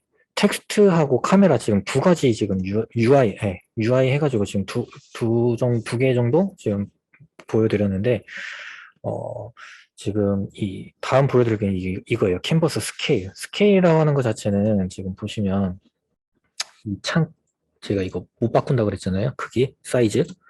이게 왜 그러냐? 카메라 크기를 그대로 따라가요. 근데 카메라에서 가로, 세로 크기 조절하는 게 없어요. 뷰포트 렉트라고 해서 뭐 WH 이렇게 있는데 이거는 손 떼는 게 아니고요. 여기서 렉트 트랜스폼이라 해서 이게 지금 375, 701로 지금 고정이 돼 있고 이걸 못 바꿔요. 바꾸는 방법은요. 이 게임 뷰 있죠? 이 게임 뷰 크기가 이렇게 바뀌면 가로, 세로가 지금 바뀌고 있죠? 이렇게 실제 게임 해상도를 그대로 따라서 캔버스가 꾸려지게 됩니다. 그러다 보니 제가 텍스트를 중간에다가 이렇게 배치를 시켜놓고 보여준다 하더라도 이런 상태면 텍스트가 일절 보이지가 않겠죠. 뭐 이런 식으로 화면을 구성하는 사람들은 없기는 하겠지만 해상도에 따라서 바뀐다라고 하면은 어떻게든 가려지는 게 생기겠죠. 그래서 캔버스 스케일 중에 UI 스케일 모드가 지금 그 카메라가 가지고 있는 픽셀 사이즈 그대로 사용해라라고 되어 있는데 스케일 위 스크린 사이즈라고 하는 이 녀석을 사용하게 되면요. UI 크기를 미리 지정을 하는 겁니다. 800에 600 혹은 1920, 1080 이런 식으로 FHD로 지정을 해놓고 매치 가로 기준으로 할래 높이 기준으로 할래에 따라서 높이 기준이 아니기 때문에 당연히 잘리겠죠. 하지만 가로 기준으로 하게 되면 UI가 어떻게 돼요? 확대 축소가 일어납니다. 확대 축소가 일어난다는 말은 1920 얘가 가지고 있는 가로 사이즈가 800이라 하더라도 실제 이 UI를 작성한 건 가로가 1920이고 보여주는 건 800으로 보여주니까 1920이라고 하는 이 UI를 조금 스케일 자체를 축소시켜서 보여주겠다. 작게 보여주겠다. 대신에 비율은 유지는 하겠죠. 그걸 가로 기준, 매치, 가로 기준으로 할래, 세로 기준으로 할래? 를 정하는 겁니다. 그래서 가로가 작아지면 세로 기준으로 했기 때문에 가로가 잘려요. 세로 기준으로 했기 때문에 세로가 줄어들면 UI가 작아집니다. 늘어나면 커지겠죠. 그래서 이게 가로 기준이냐 세로 기준이냐 이걸 정해줄 수가 있습니다. 동일한 UI를 보여줄 수가 있는 상황을 만들 수가 있는 거죠. 저희 스마트폰 그 해상도가 갤럭시 S22 같은 경우에 뭐 4K 표현을 할 수가 있다고는 하지만 중요한 거는 비율이거든요. 비율. 저희가 1920, 1080이라고 하면 FHD라고 얘기를 하는데 여기서도 뭐 HD, 뭐 FHD, 뭐 SD 또 다른 용어가 하나 더 있었긴 한데 뭐 16대 9가 있고 16대 10이 이렇게 비율이 있거든요. 근데 그 비율을 스마트폰들이 이제 다 제각각이에요. 뭐 아이폰은 4대 3이고 갤럭시 안드로이드 계열은 16대 9 혹은 16대 10. 윈도우는 이제 또 직접 바꿀 수는 있긴 하겠죠. 4대 3이나 아니면 16대 9로. 16대 10도 쓰기는 하지만 모니터가 이제 그렇게 지원하니까. 그래서 이제 세팅을 맞춰주기 위해서 UI가 잘림 없이 보여주기 위해서 이런 옵션을 쓰기도 해요. 근데 그거보다 이제 더 중요한 건 요 앵커랑 피봇이라고 하는 건데 이것만 잘 맞춰줘도 굳이 이걸 안 해줘도 그러니까 이 UI 스케일 모드를 선택을 해줘도 보이는 건 그냥 전체적으로 다 보이 만들 수 있다라는 거예요. 그래서 여기 보시면 앵커라고 돼 있죠? 앵커가 0.5, 0.5, 0.5, 0.5 다 0.5로 들어가 있어요. 이거는 정중앙에 지금 들어가 있는 상황인 겁니다. 이렇게 어디에 정중앙이냐? 캔버스의 정중앙입니다. 저희가 이 앵커만 잘 맞춰줘도요. 어디를 기준으로 할래? 이쪽 왼쪽 상단을 기준으로 해서 몇 픽셀만큼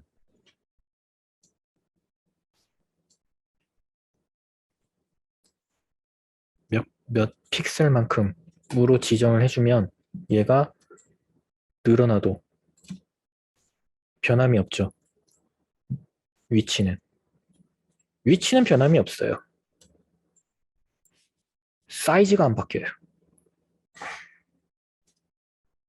여기에서 썼던 스케일 이걸 사용을 하게 되면 가로지점 이렇게 사이즈가 바뀌어요.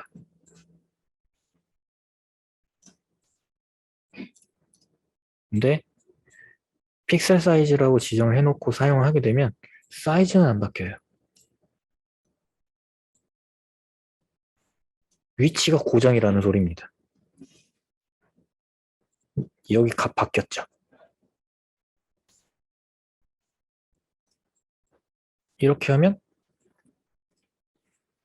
여기를 기준으로 어디에 보여라 라고 하는 거기 때문에 이렇게 구성이 되어 있으면 약간 문제가 되는 게 가로가 이렇게 줄어들게 되면 안 보이게 돼요. 왜냐? 여기를 이쪽 화면 오른쪽 상단을 기준으로 해서 몇 픽셀만큼 이동을 해서 얘를 보여줘라 라고 해놓은 거기 때문에 그래서 왼쪽 상단에 고정시켜 오른쪽 상단에 고정시켜 아니면 뭐 하단에 고정시켜 그걸 저희가 앵커라고 하는 걸 사용을 해서 지정을 해줄 수가 있고요. 그리고 이 앵커 말고 이 피벗이라고 하는 것의 이 기능은 이 박스의 기준점을 나타내는 건데 이게 박스 기준점이 왜 필요하냐? 회전할 때 필요합니다. 로테이션 할 때 지금 여기가 X, Y, Z축으로 회전을 시켜야 이거 회전이 보이겠네요. 자, Z축으로 회전할 때 여기 이걸 이제 기즈모라고 부르거든요. 기즈모. 이 기즈모. 중점 기즈모. 여기를 기준으로 해서 회전이 일어나고 있죠. 근데 피벗 중점을요. 바꾸면은요. 회전을 할 때 전혀 생각지 못한 회전이 일어납니다. 그래서 UI에서 이 피벗이 상당히 좀 중요한 역할을 하고 있기는 한데 이 피벗과 앵커라고 하는 이 녀석을 통해서 위치 잡을 수 있고 그리고 중점을 넣어서 회전을 표현해 줄 수가 있고 그, 그 중점, 이 피벗이라고 하는 이 중점을 통해서 스케일, 이제 사이즈, 어디를 기준으로 해서 크기를 늘릴 거냐 뭐 이런 것이 이제 바뀌다 보니까 피벗과 앵커는 UI에서는 중요하게 생각하는 거고 그리고 화면이 뭐 바뀐다 이렇게 크기가 이렇게 늘어나거나 할 때 동일하게 같이 늘어나고 바뀌어라 라고 하는 거는 앵커 그리고 피벗 이거를 스트레치라고 하는 이 영역으로 이렇게 설정을 해주게 되면 화면 크기가 바뀔 때 콘텐츠를 표현하는 이 영역 사이즈도 동일하게 바뀌어요. 위치랑 크기가. 피벗 자체는 이제 중앙에 들어가게끔 해놨어요. 상단에다 이렇게 둘 수도 있어요. Alt를 누르게 되면 여기 보시면 포지션, 앵커에 대한 포지션 뭐 바꾼다, 뭐 그렇게 되고 Shift를 누르면 피벗을 바꾸겠다, 뭐 그런 의미인데 그래서 Shift와 Alt 다 누른 상태에서 클릭을 하게 되면 알아서 세팅이 되고요. 자, 사이즈 바뀌죠? 세로 사이즈는 아마 안 바뀔 겁니다. 왜? 가로만 지금 해놨기 때문에. 이 노란색 영역이 지금 밖을 흰색 영역을 벗어났잖아요. 캔버스가 이 흰색 영역인데 벗어나잖아요. 그래도 상관은 없어요. 왜냐? 글씨가 위에서부터 아래로 내려가니까. 물론 길면 화면에 표현이 안 되겠죠. 제대로.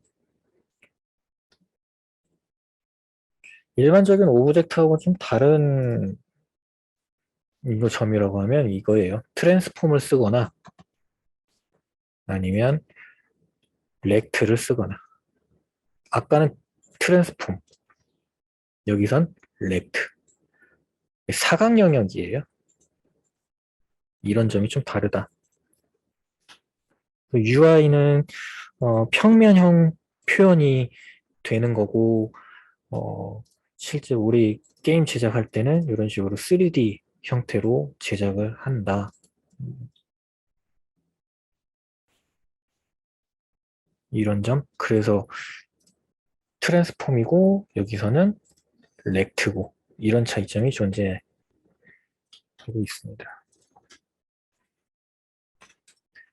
캔버스라고 하는 것 자체가 이 그래픽 레이캐스트라고 하는 거랑 이벤트 시스템 이 두 개가 같이 이제 공존 이렇게 들어가 있어야 마우스로 클릭한 거라든가 아니면 핸드폰 터치했을 때 선택되는 게 이제 적용이 되거든요. 이벤트 시스템이 VR 쪽에서는 이벤트 시스템이 좀 다릅니다.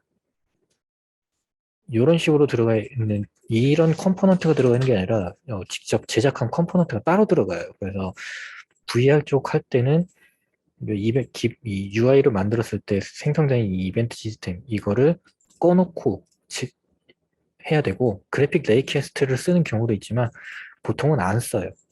그러면 얘네들이 무엇을 하는 애들이냐?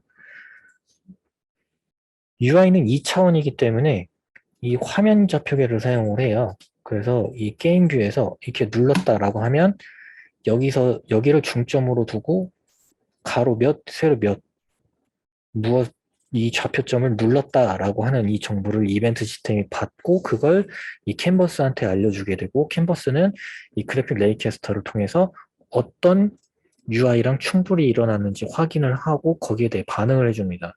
텍스트는 그럴 필요가 없죠. 반응을 해줄 필요가 없어요. 그런데 버튼은 얘기가 달라요. 버튼은 이렇게 눌렀을 때 무언가 표현이 돼야 되기 때문에.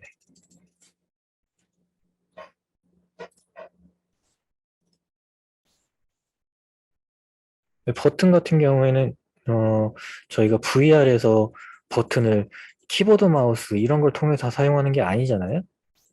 컨트롤러를 통해서 사용하고 있어요.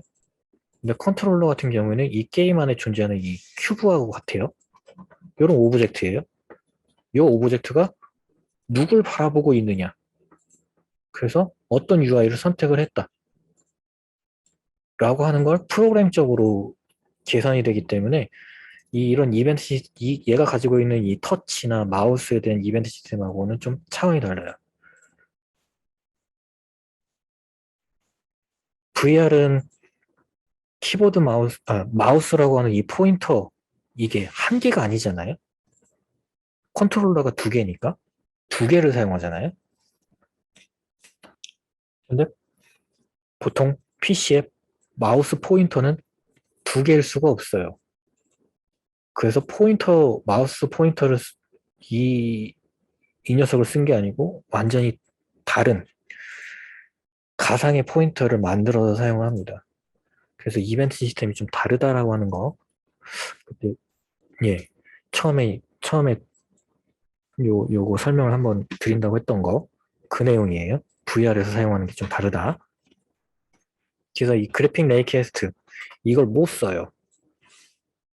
실질적으로 그래픽 레이캐스트를 쓸 수도 있지만, 그러려면 에셋을 좀 구매를 해가지고 써야 되는데, 보통은 제공해주는 거에서는 그래픽 레이캐스트가 아니라 다른, 그러니까 예제를 제공을 해줘요. 거기에 있는 예제에 레이캐스터라고 있습니다. UI 레이캐스터. 그거를 애드 컴포넌트 해가지고 여기 따로 추가해주면 돼요. 지금은 제가 이제 저기 VR 쪽 설치해 놓은 게 없기 때문에 안 뜨는데, 그걸 다른 걸 사용을 해야지 UI 버튼을 선택을 했는지 안 했는지를 알 수가 있다라는 겁니다. 그래서 UI에 보시면 지금 제가 캔버스라고 하는 걸 하나만 만들었는데, 캔버스가 하나가 아니라 이렇게 두 개가 들어가도 상관은 없거든요. 근데 이 버튼이요, 캔버스 안에 들어가 있어야 보여요. 빼면 안 보입니다. 이쪽 캔버스에 넣으면 보이죠? 캔버스 안에 들어가 있기 때문에 이 버튼이 보이는 겁니다. 렉트 트랜스폼, 그러니까 UI와 관련된 이 트랜스폼은 캔버스라고 하는 거에 들어가 있어야 표현이 됩니다. 그런데 이벤트 시스템이 지금 하나가 이렇게 들어가 있잖아요. 그 상태에서 이벤트 시스템을 하나 더 만들려고 하면 안 들어가요. 왜? 마우스는 하나니까. 그래서 이벤트 시스템은 여기 하이라키에 보시면 하나밖에 안 들어갑니다. 캔버스는 두 개가 들어가도 상관없는데. 그래서 UI의 종류 중에 캔버스, 이벤트 시스템 이렇게 있는데, 이거는 이 캔버스랑 이벤트 시스템은 없으면 알아서 만들어요. 텍스트 넣겠다? 알아서 캔버스랑 이벤트 시스템 만들죠. 캔버스가 이미 있어요. 이미 있는 상태에서 버튼을 제가 만약에 추가한다? 그럼 알아서 캔버스 만들어진 거에 알아서 들어가요. 번거롭게 캔버스 만들고 캔버스 안에 뭐 버튼이 들어가고 이렇게 해줄 필요는 없는데, 저처럼 캔버스가 여러 개 있는 경우에는 어떤 캔버스에 넣을지, 어떤 캔버스에 패널이 들어갔으면 좋겠다라고 이렇게 선택을 하고 추가를 해주시는 것이 좋겠죠? 자,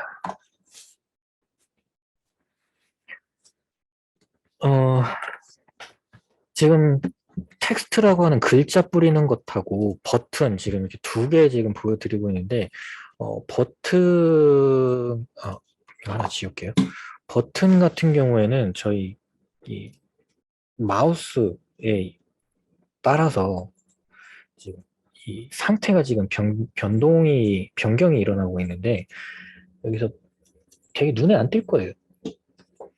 눈에 안 띄고 있는 건데 지금 이걸 클릭하면은 누르고 있으면 바뀐 걸 보실 수가 있어요. 이거를 노멀 컬러 같은 경우에 흰색으로 세팅이 되어 있고요. 하이 하이그레이 하이그레이 하이그레이트 하이라이트 하이라이트 같은 경우에는 마우스가 올라갔다라고 하면 바뀌는 색상입니다. 눌렀을 때 색상은 프레스. 그래서 프레시드 색상을 이렇게 녹색으로 설정하고 오버. 그러니까 버튼에 마우스가 올라가면 빨간색, 눌렀을 땐 초록색. 그리고 선택이 돼 있을 경우에는 검정색. 제가 클릭을 했기 때문에 얘를 올렸을 때 누르고 있다, 완전히 눌렀다. 검정색. 그러면 디세이블리드라고 되어 있는 이 색상은 무엇일까? 일단 핑크색으로 지금 지정해 줄게요.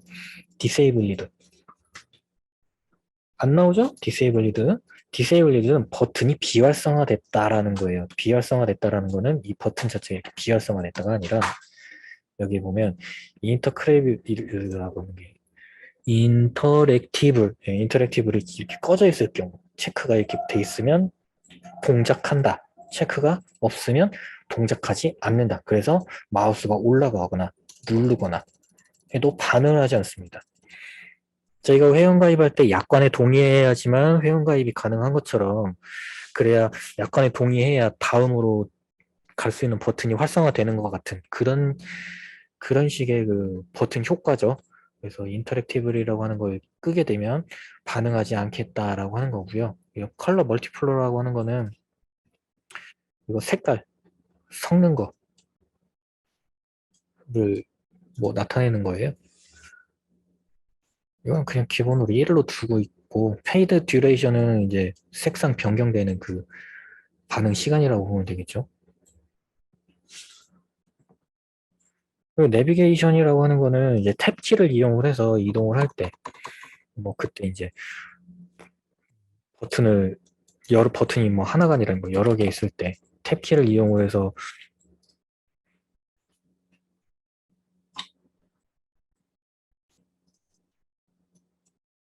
이동을 한다. 그때 요 내비게이션이라고 하는 걸 사용을 하는데 지금 내비게이션 데이터가 아마 초반에 세팅이 안 돼 있어서 그런 것 같네요.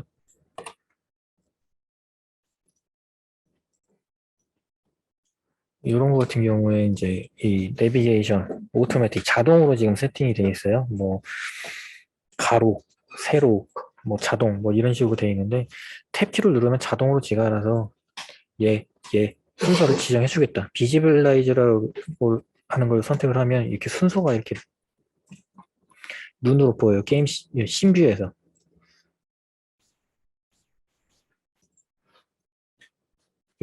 이렇게 순서도가 이렇게 눈으로 이렇게 보이게 됩니다.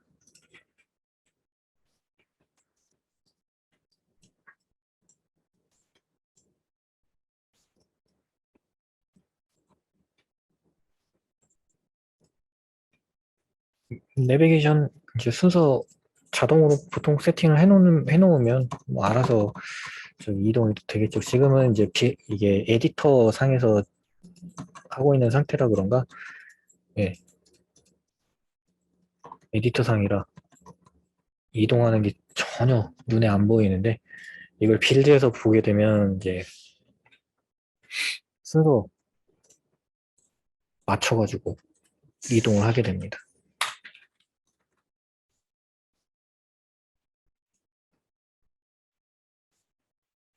여기서 이거를 또 보여드려야 되겠구나.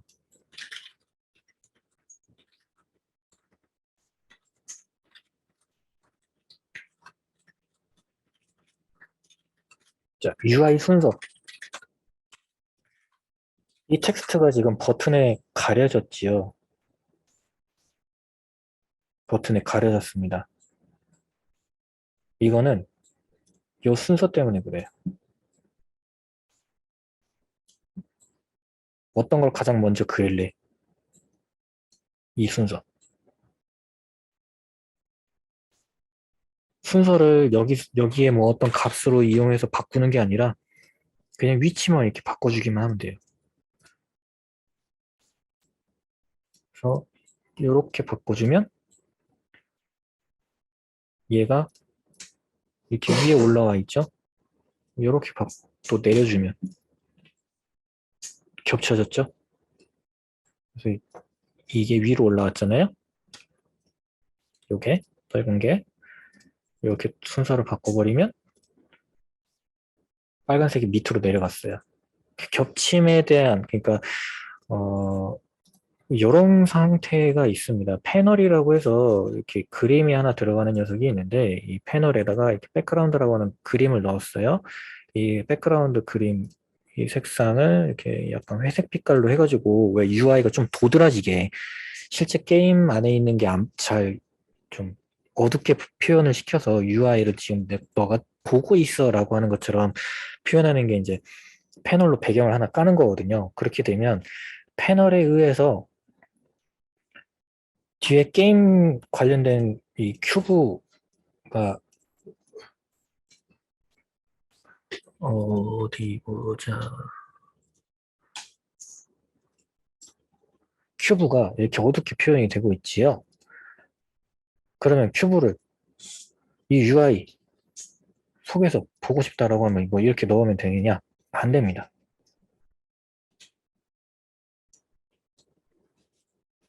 이 캔버스 자체가 오버레이로 설정이 돼 있으니까 그건 안 됩니다. 그래서 큐브가 패널에 가려서 이렇게 나오죠. 그래서 제가 이걸 설명을 드린 거예요. 요거 캔버스를 카메라로 세팅을 해놓거나 오버레이로 아니면 월드스페이로 세팅하는 거 이것 때문에 설명을 드린 거고 그렇게 되면 이제 UI가 이제 요 큐브가 나오고 그 다음 UI가 보이게끔도 설정이 가능하긴 하겠죠. 네. 보통 UI 같은 경우에 이렇게 패널이라고 하는 이 배경을 하나 만들어서 조금 어둡게 만들고, 좀 덜 어두운데 더 어둡게 이렇게 만들 수도 있어요. 더 어둡게 만들고 UI가 도드라지게 하는 이 상황에서 패널을 추가를 잊었어요. 여기서 패널을 추가를 했어요. 그리고 세팅을 해서 이렇게 어둡게 세팅을 해놨는데 버튼이 안 보이네. 눌리지도 않네. 이런 상황이 발생하죠. 왜? 패널이 마지막에 그려졌기 때문에. 그래서 패널 위치를 이렇게 바꾸면 안 그랬으면 처음부터 다시 세팅을 했었어야 되는데 이 순서에 의해서 가려졌다라고 하는 것만 알면 그냥 위치만 바꾸면 되잖아요. 이렇게 바뀌면 이제 버튼이 눌리는 거 되지요. 패널 때문에 가려서 안 눌렸던 것 뿐입니다. 그래서 이 순서대로 표현이 된다. 그래서 패널을 또 하나 만들고 이 패널에 버튼을 이렇게 추가를 하고 그래서 이걸 뭐 저희가 이제 게임상에서 옵션 같은 걸 이렇게 따로 열어서 볼 수 있잖아요. 기본적으로 옵션이 안 보이는 상태에서 뭐 게임을 재시작할래? 아니면 옵션에서 뭔가 수정을 할래? 아니면 게임을 계속 할래? 뭐 이런 식으로 버튼이 세팅이 돼 있다라고 했을 때 옵션을 누르게 되면 이 패널이 이렇게 켜지게 되면 안 눌리겠죠. 다른 버튼들은 옵션에 있는 버튼만 이렇게 눌리겠죠. 그래서 옵션에서 버튼을 눌렀을 때 나가기를 만약에 누른다면 이 패널이 이렇게 꺼지게끔 이런 설정을 통해서 옵션 관련된 메뉴를 UI를 꾸미는 겁니다. 그리고 이 순서를 이용을 해서 굳이 이 버튼들을 전부 다 비활성화 시킨다? 굳이 그럴 필요가 없다라는 거죠. 패널로 덮어버리면 되니까. 그래서 이런 식으로 좀 편리하게 관리하는 방법이라고 해야 될까요? 뭐 이게 지금 불투명도가 지금 안 들어가서 그런데 불투명도를 이렇게 줘버리게 되면 아예 버튼들도 안 보이게 될 테니까. 그래서 지금 그림을 여기서 유니티가 기본으로 제공해주는 이게 백그라운드를 지금 넣은 상태예요. 그래서 자기가 원하는 그림 직접 만들어낼 수도 있고, 아니면 뭐 다른 거 떠와서 여기다가 넣을 수도 있겠죠. 백그라운드. 그런데 패널 크기를 만약에 이렇게 엄청 커다랗게 안 한다. 패널 사이즈를 이렇게 팝업 형태로 한다. 라고 하면 이제 여기서 얘기가 좀 달라집니다. 패널이 덮고 있는 게 아니다 보니까 여기도 눌리죠. 여기도 눌려요. 패널이 덮고 있지 않기 때문에. 그래서 이런 것을 편법을 통해서 막아내는 방법도 있습니다.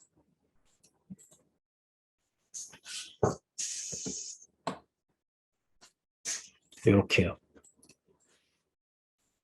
팝업인데 버튼 눌리죠?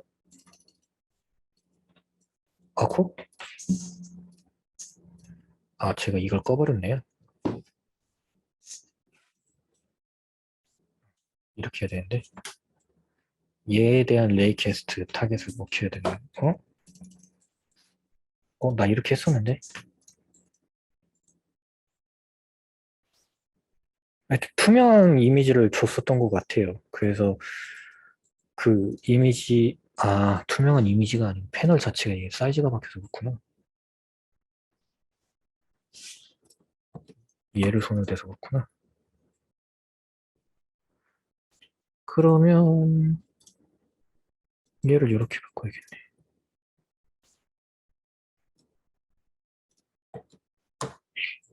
이중으로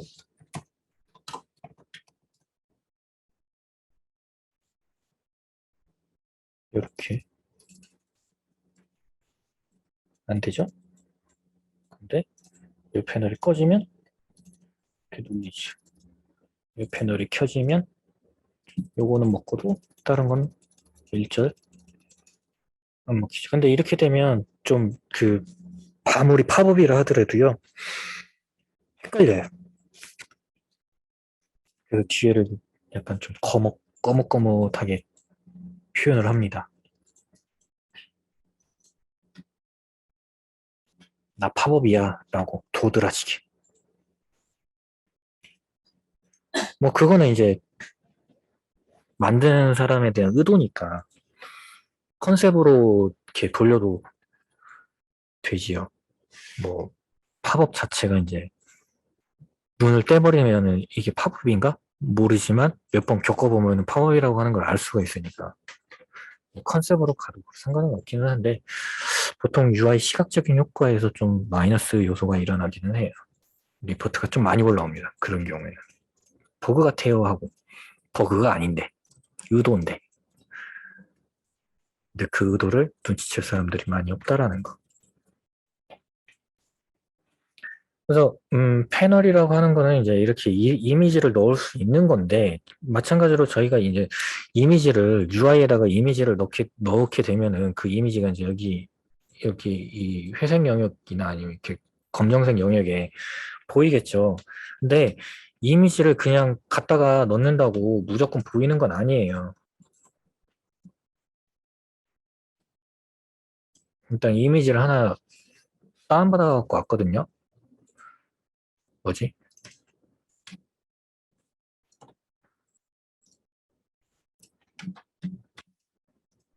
네?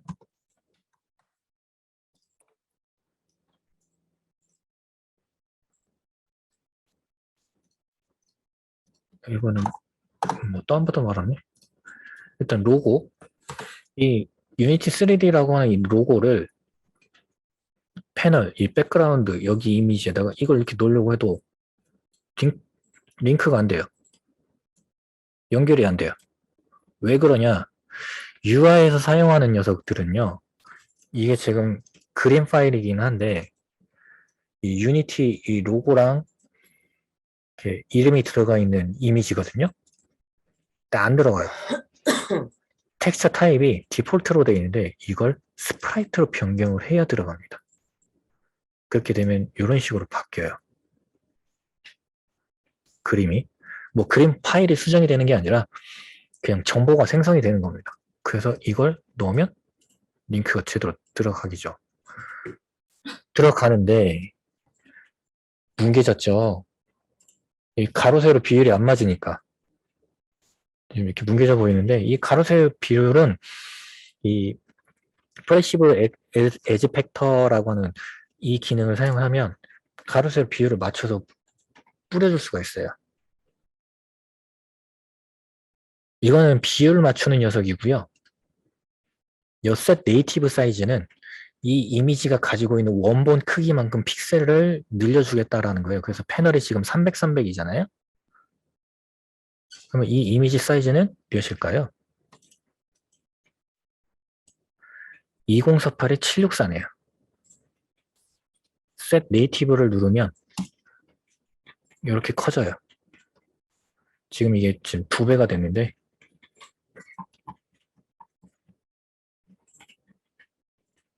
이러면은 좀 안 되겠죠. 그래서 어떨 때는 이 네이티브 사이즈를 쓰되 어느 경우에서는 그냥 이렇게 에지 팩터만 맞춰줘라. 이렇게 해도 상관없어요. 하면은 되긴 하는데 안 보이잖아요. 이걸 일일이 줄이는 것도 참 힘들고 굳이 에지 팩터 안 해도 되거든요. 네이티브 사이즈 하면. 근데 에지 팩터 하면 딱 이 사이즈로 맞춰서 이렇게 세팅을 해줍니다. 아무리 컨텐츠를 출력할 수 있는 이 영역 크기가 있다, 남는다 하더라도 에지 팩터를 사용하면 이렇게 보여요. 그런데 이건 이미지 타입이 심플이기 때문에 그렇습니다. 슬라이스들을 사용을 하게 되면 이거를 이 이미지를 수정할 수가 있어요.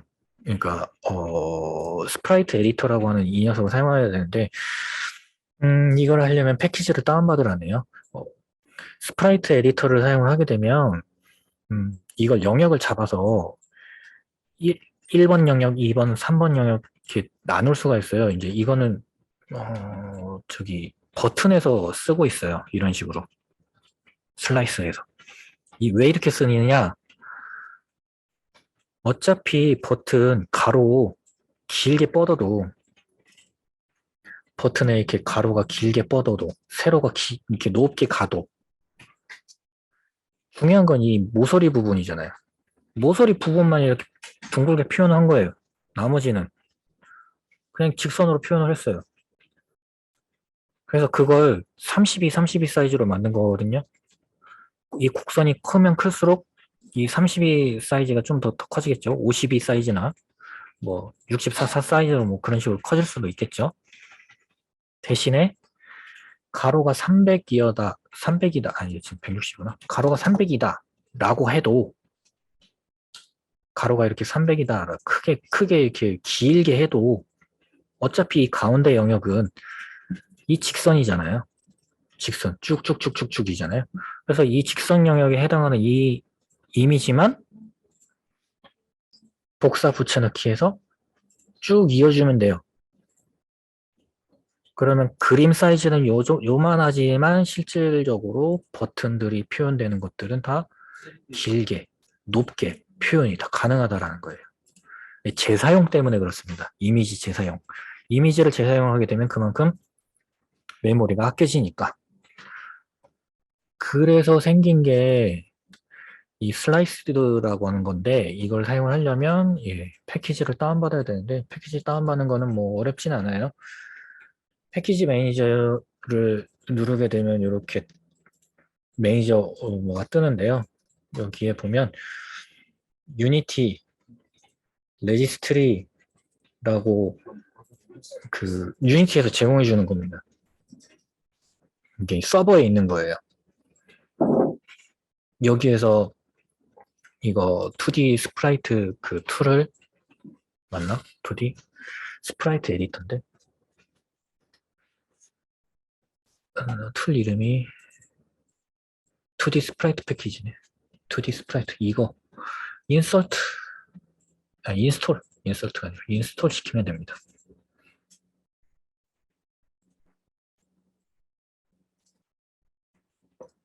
그러면 이렇게 창이 하나 나옵니다.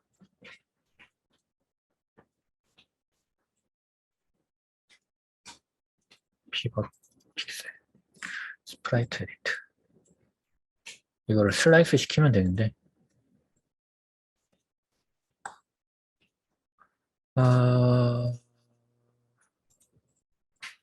LR 10 아니 50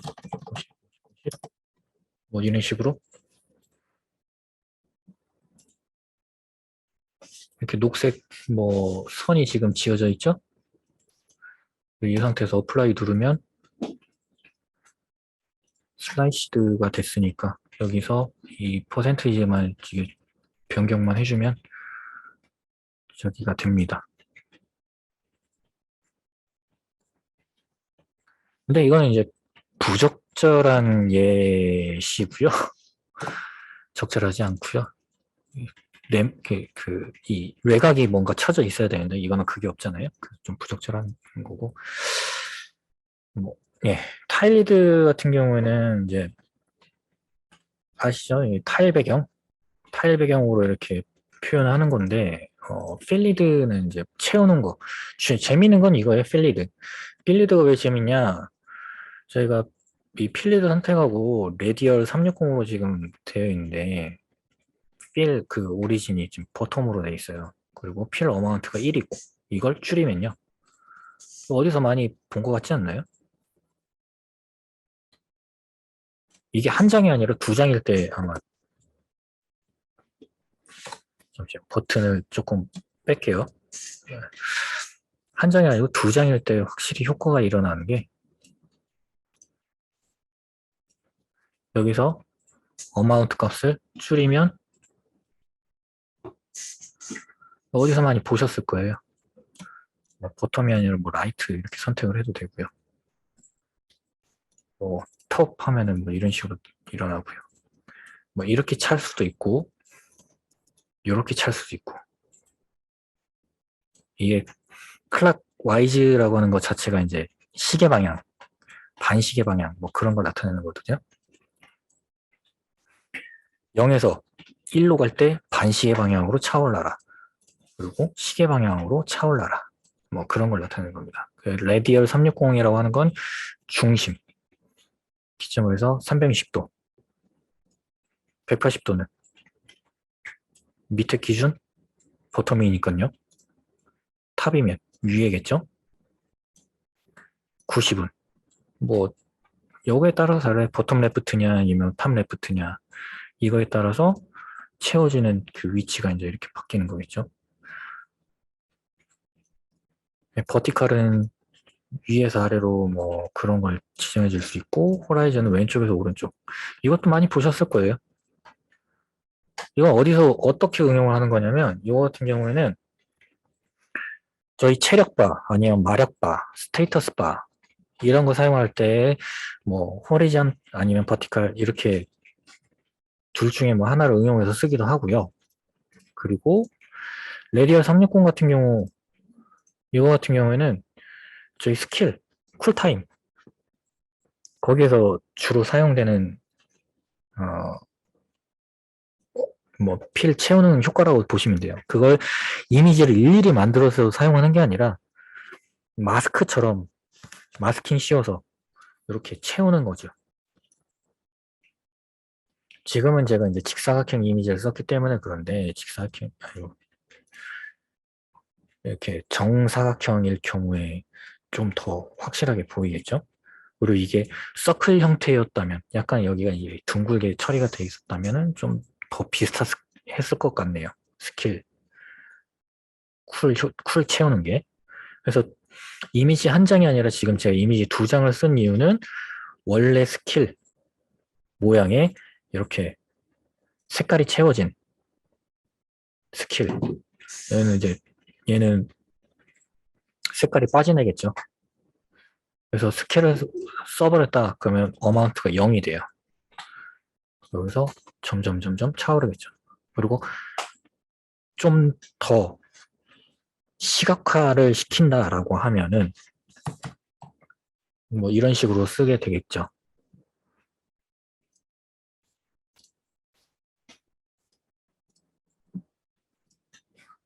그래서 어마운트가 점점점 차오를 때 텍스트에서 이 세컨드가 이런 식으로 줄어들겠죠. 3세컨드, 뭐 2.5세컨드, 1.5세컨드. 이거는 이제 스크립트 영역에서 아마 손을 대야겠죠. 코딩을 통해서. 그러면 fill amount가 다 찼다라고 한다면 여기는 이제 0세컨드 뭐 이런 식으로 표현해 주는 게 아니라 아예 텍스트가 사라지겠죠. 스킬을 쓸 수 있다라는 거니까. 아니면 스킬을 쓸 수 있다라고 하는 거를 뭐 이펙트를 살짝 줘도 되고요. 이펙트가 여기서 팡 하고 나타나게.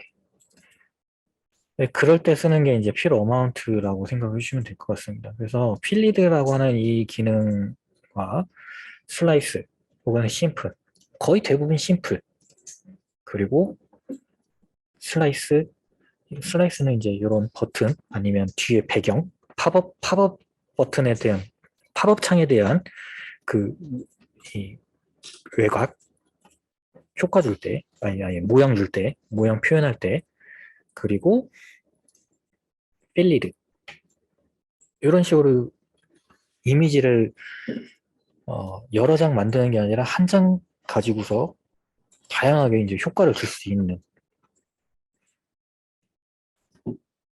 네, 그런 기능들이 이제 이 안에 들어있다라고 보시면 될 것 같습니다.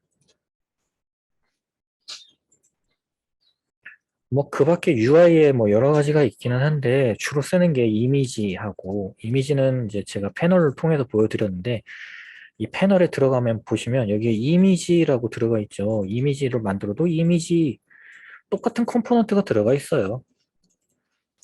뭐가 다르냐? 이 렉터 트랜스폼이 이렇게 전체적으로 채워져 있냐 아니면 백백 사이즈 위드 하이가 이렇게 백백 사이즈로 세팅이 되어 있냐 뭐 이런 차이점 뿐이에요. 그래서 패널과 이미지는 그 두 개 차이점밖에 없습니다. 큰 차이점은 없죠. 그리고 라우 이미지는 나중에 설명을 드릴게요. 패널 해드렸고요. 토글은 이거예요. 체크 버튼, 체크박스. 그리고 슬라이더, 이것도 한번 설명을 해드려야 되는데 슬라이더는 이제 노브를 붙잡거나 아니면 여기 영역을 눌렀을 때 그만큼 채워주는 거 있죠. 이거 볼륨 저희 슬라이더, 볼륨 슬라이더.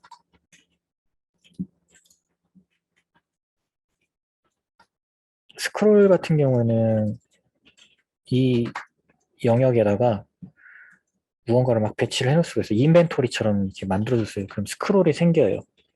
이 안에 아이템들이 들어가면 스크롤이 생기고 스크롤을 저기 휠이나 아니면 뭐 마우스를 통해서 조절을 할 수가 있습니다. 이렇게 마우스를 통해서 조절을 하거나 휠을 통해서 이렇게 올리거나 내리거나 할 수가 있습니다. 이런 것들을 UI가 이제 알아서 자동으로 만들어주다 보니까 좀 더 편하게 사용할 수가 있고 드롭박스는 아시는 것처럼 눌렀을 때 이제 펼침 메뉴가 이렇게 나오겠죠. 그래서 이 중에서 이제 이렇게 선택하는 거. 이 같은 경우에는 이제 거의 대부분이 다 UI로 UI를 이렇게 만들어 놓고 그 프로그래밍을 통해서 뭔가 적용을 시켜줘야 되는 거다 보니까 보여주기 식으로밖에는 지금 설명을 드릴 수 있는 게 없을 것 같아요. 그리고 인풋 필드는 눌렀을 때 저희가 직접 타이핑이 가능한 겁니다. 지금 제 폰트가 없어서 이렇게 또 네모네모 나오는데 이렇게 영문 같은 경우에 타이핑하면 들어가겠죠. 그래서 여기 이렇게 누르고 버튼을 눌러서 뭐 채팅 메시지를 보낸다 뭐 그런 걸 처리를 할 수가 있고요. 여기 이제 이게 다인 것 같아요. 라디오 버튼. 라디오 버튼이라고 하는 것 자체는 이 토글 버튼의 확장판이라고 해야겠죠. 토글 버튼 여러 개를 두고 하나만 선택되게끔. 뭐 그런 거, 남자냐 여자냐 뭐 그런 거. 레거시는 이제 더 이상 쓰지 않는다가 아니라 제외되려고 해놓은 건데, 이거는 이제 기본입니다. 기본. 레거시 기본 공. 이건 옛날에 있던 버전이에요. 옛날에 그 텍스트 누르면 레거시라고 되어 있는데, 여기 지금 폰트를 직접 받아갈 수가 있어요.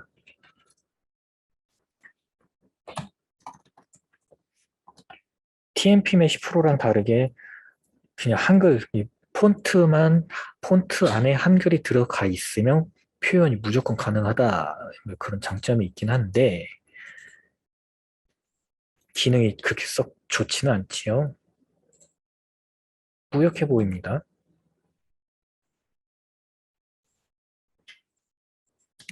여기서도 텍스트가 뿌옇게 보일 수가 있어요.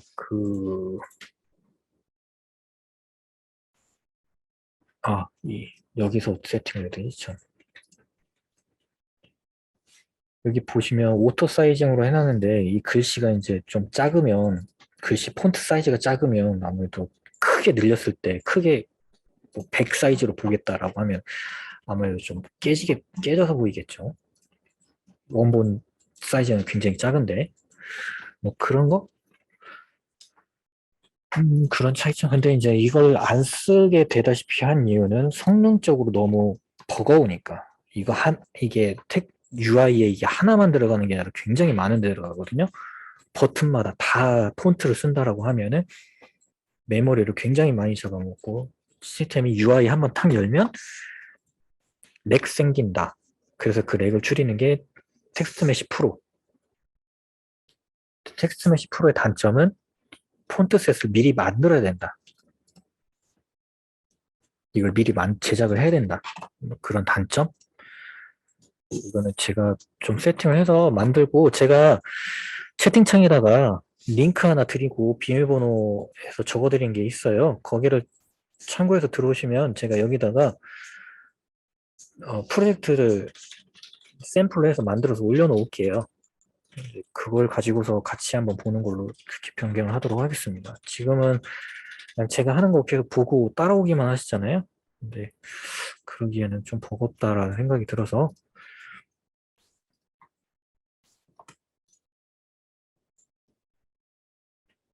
스무스. 나중에는 이제 미리 프로젝트를 해가지고 공유를 해드릴게요. 이제 그걸 다운받아서 오시면 될 것 같습니다. 네, 이상 UI 관련된 정보들을 좀 알려드렸는데, 뭐 실질적으로 해보신 것들이 없다 보니까, 그러니까 저를 따라서 해보는 것도 좋기는 한데, 오히려 더 좋은 거는 프로젝트를 뭔가 하나 만들어 보는 게 되게 좋은 거거든요. 근데 그 프로젝트를 만든다라고 한다면 그냥 아주 간단한 거, 뭐 가장 좋은 건 게임이겠죠. 재밌으니까. 규칙도 있고. 그래서 그걸 해보는 게 좋기는 한데, 그거를 직접 만들어 보면서 하면은 좀 더 빠르게 다가오서 좋긴 한데, 아직 코딩 쪽이 좀 안 들어가서 힘겨울 거라 생각을 해요. 그렇게 하면 좀 더 빨리 늘기는 하는데, 일단 한번 저 게임 쪽, 뭐 비행기 게임 하나 해서 예제를 하나 올려서 같이 보실 테니까, 일단 이번 주까지는 이제 그렇게 하고, 다음 주에 예제 샘플 받아서 같이 보는 형태로 진행해 보도록 하겠습니다. 이상이었고요.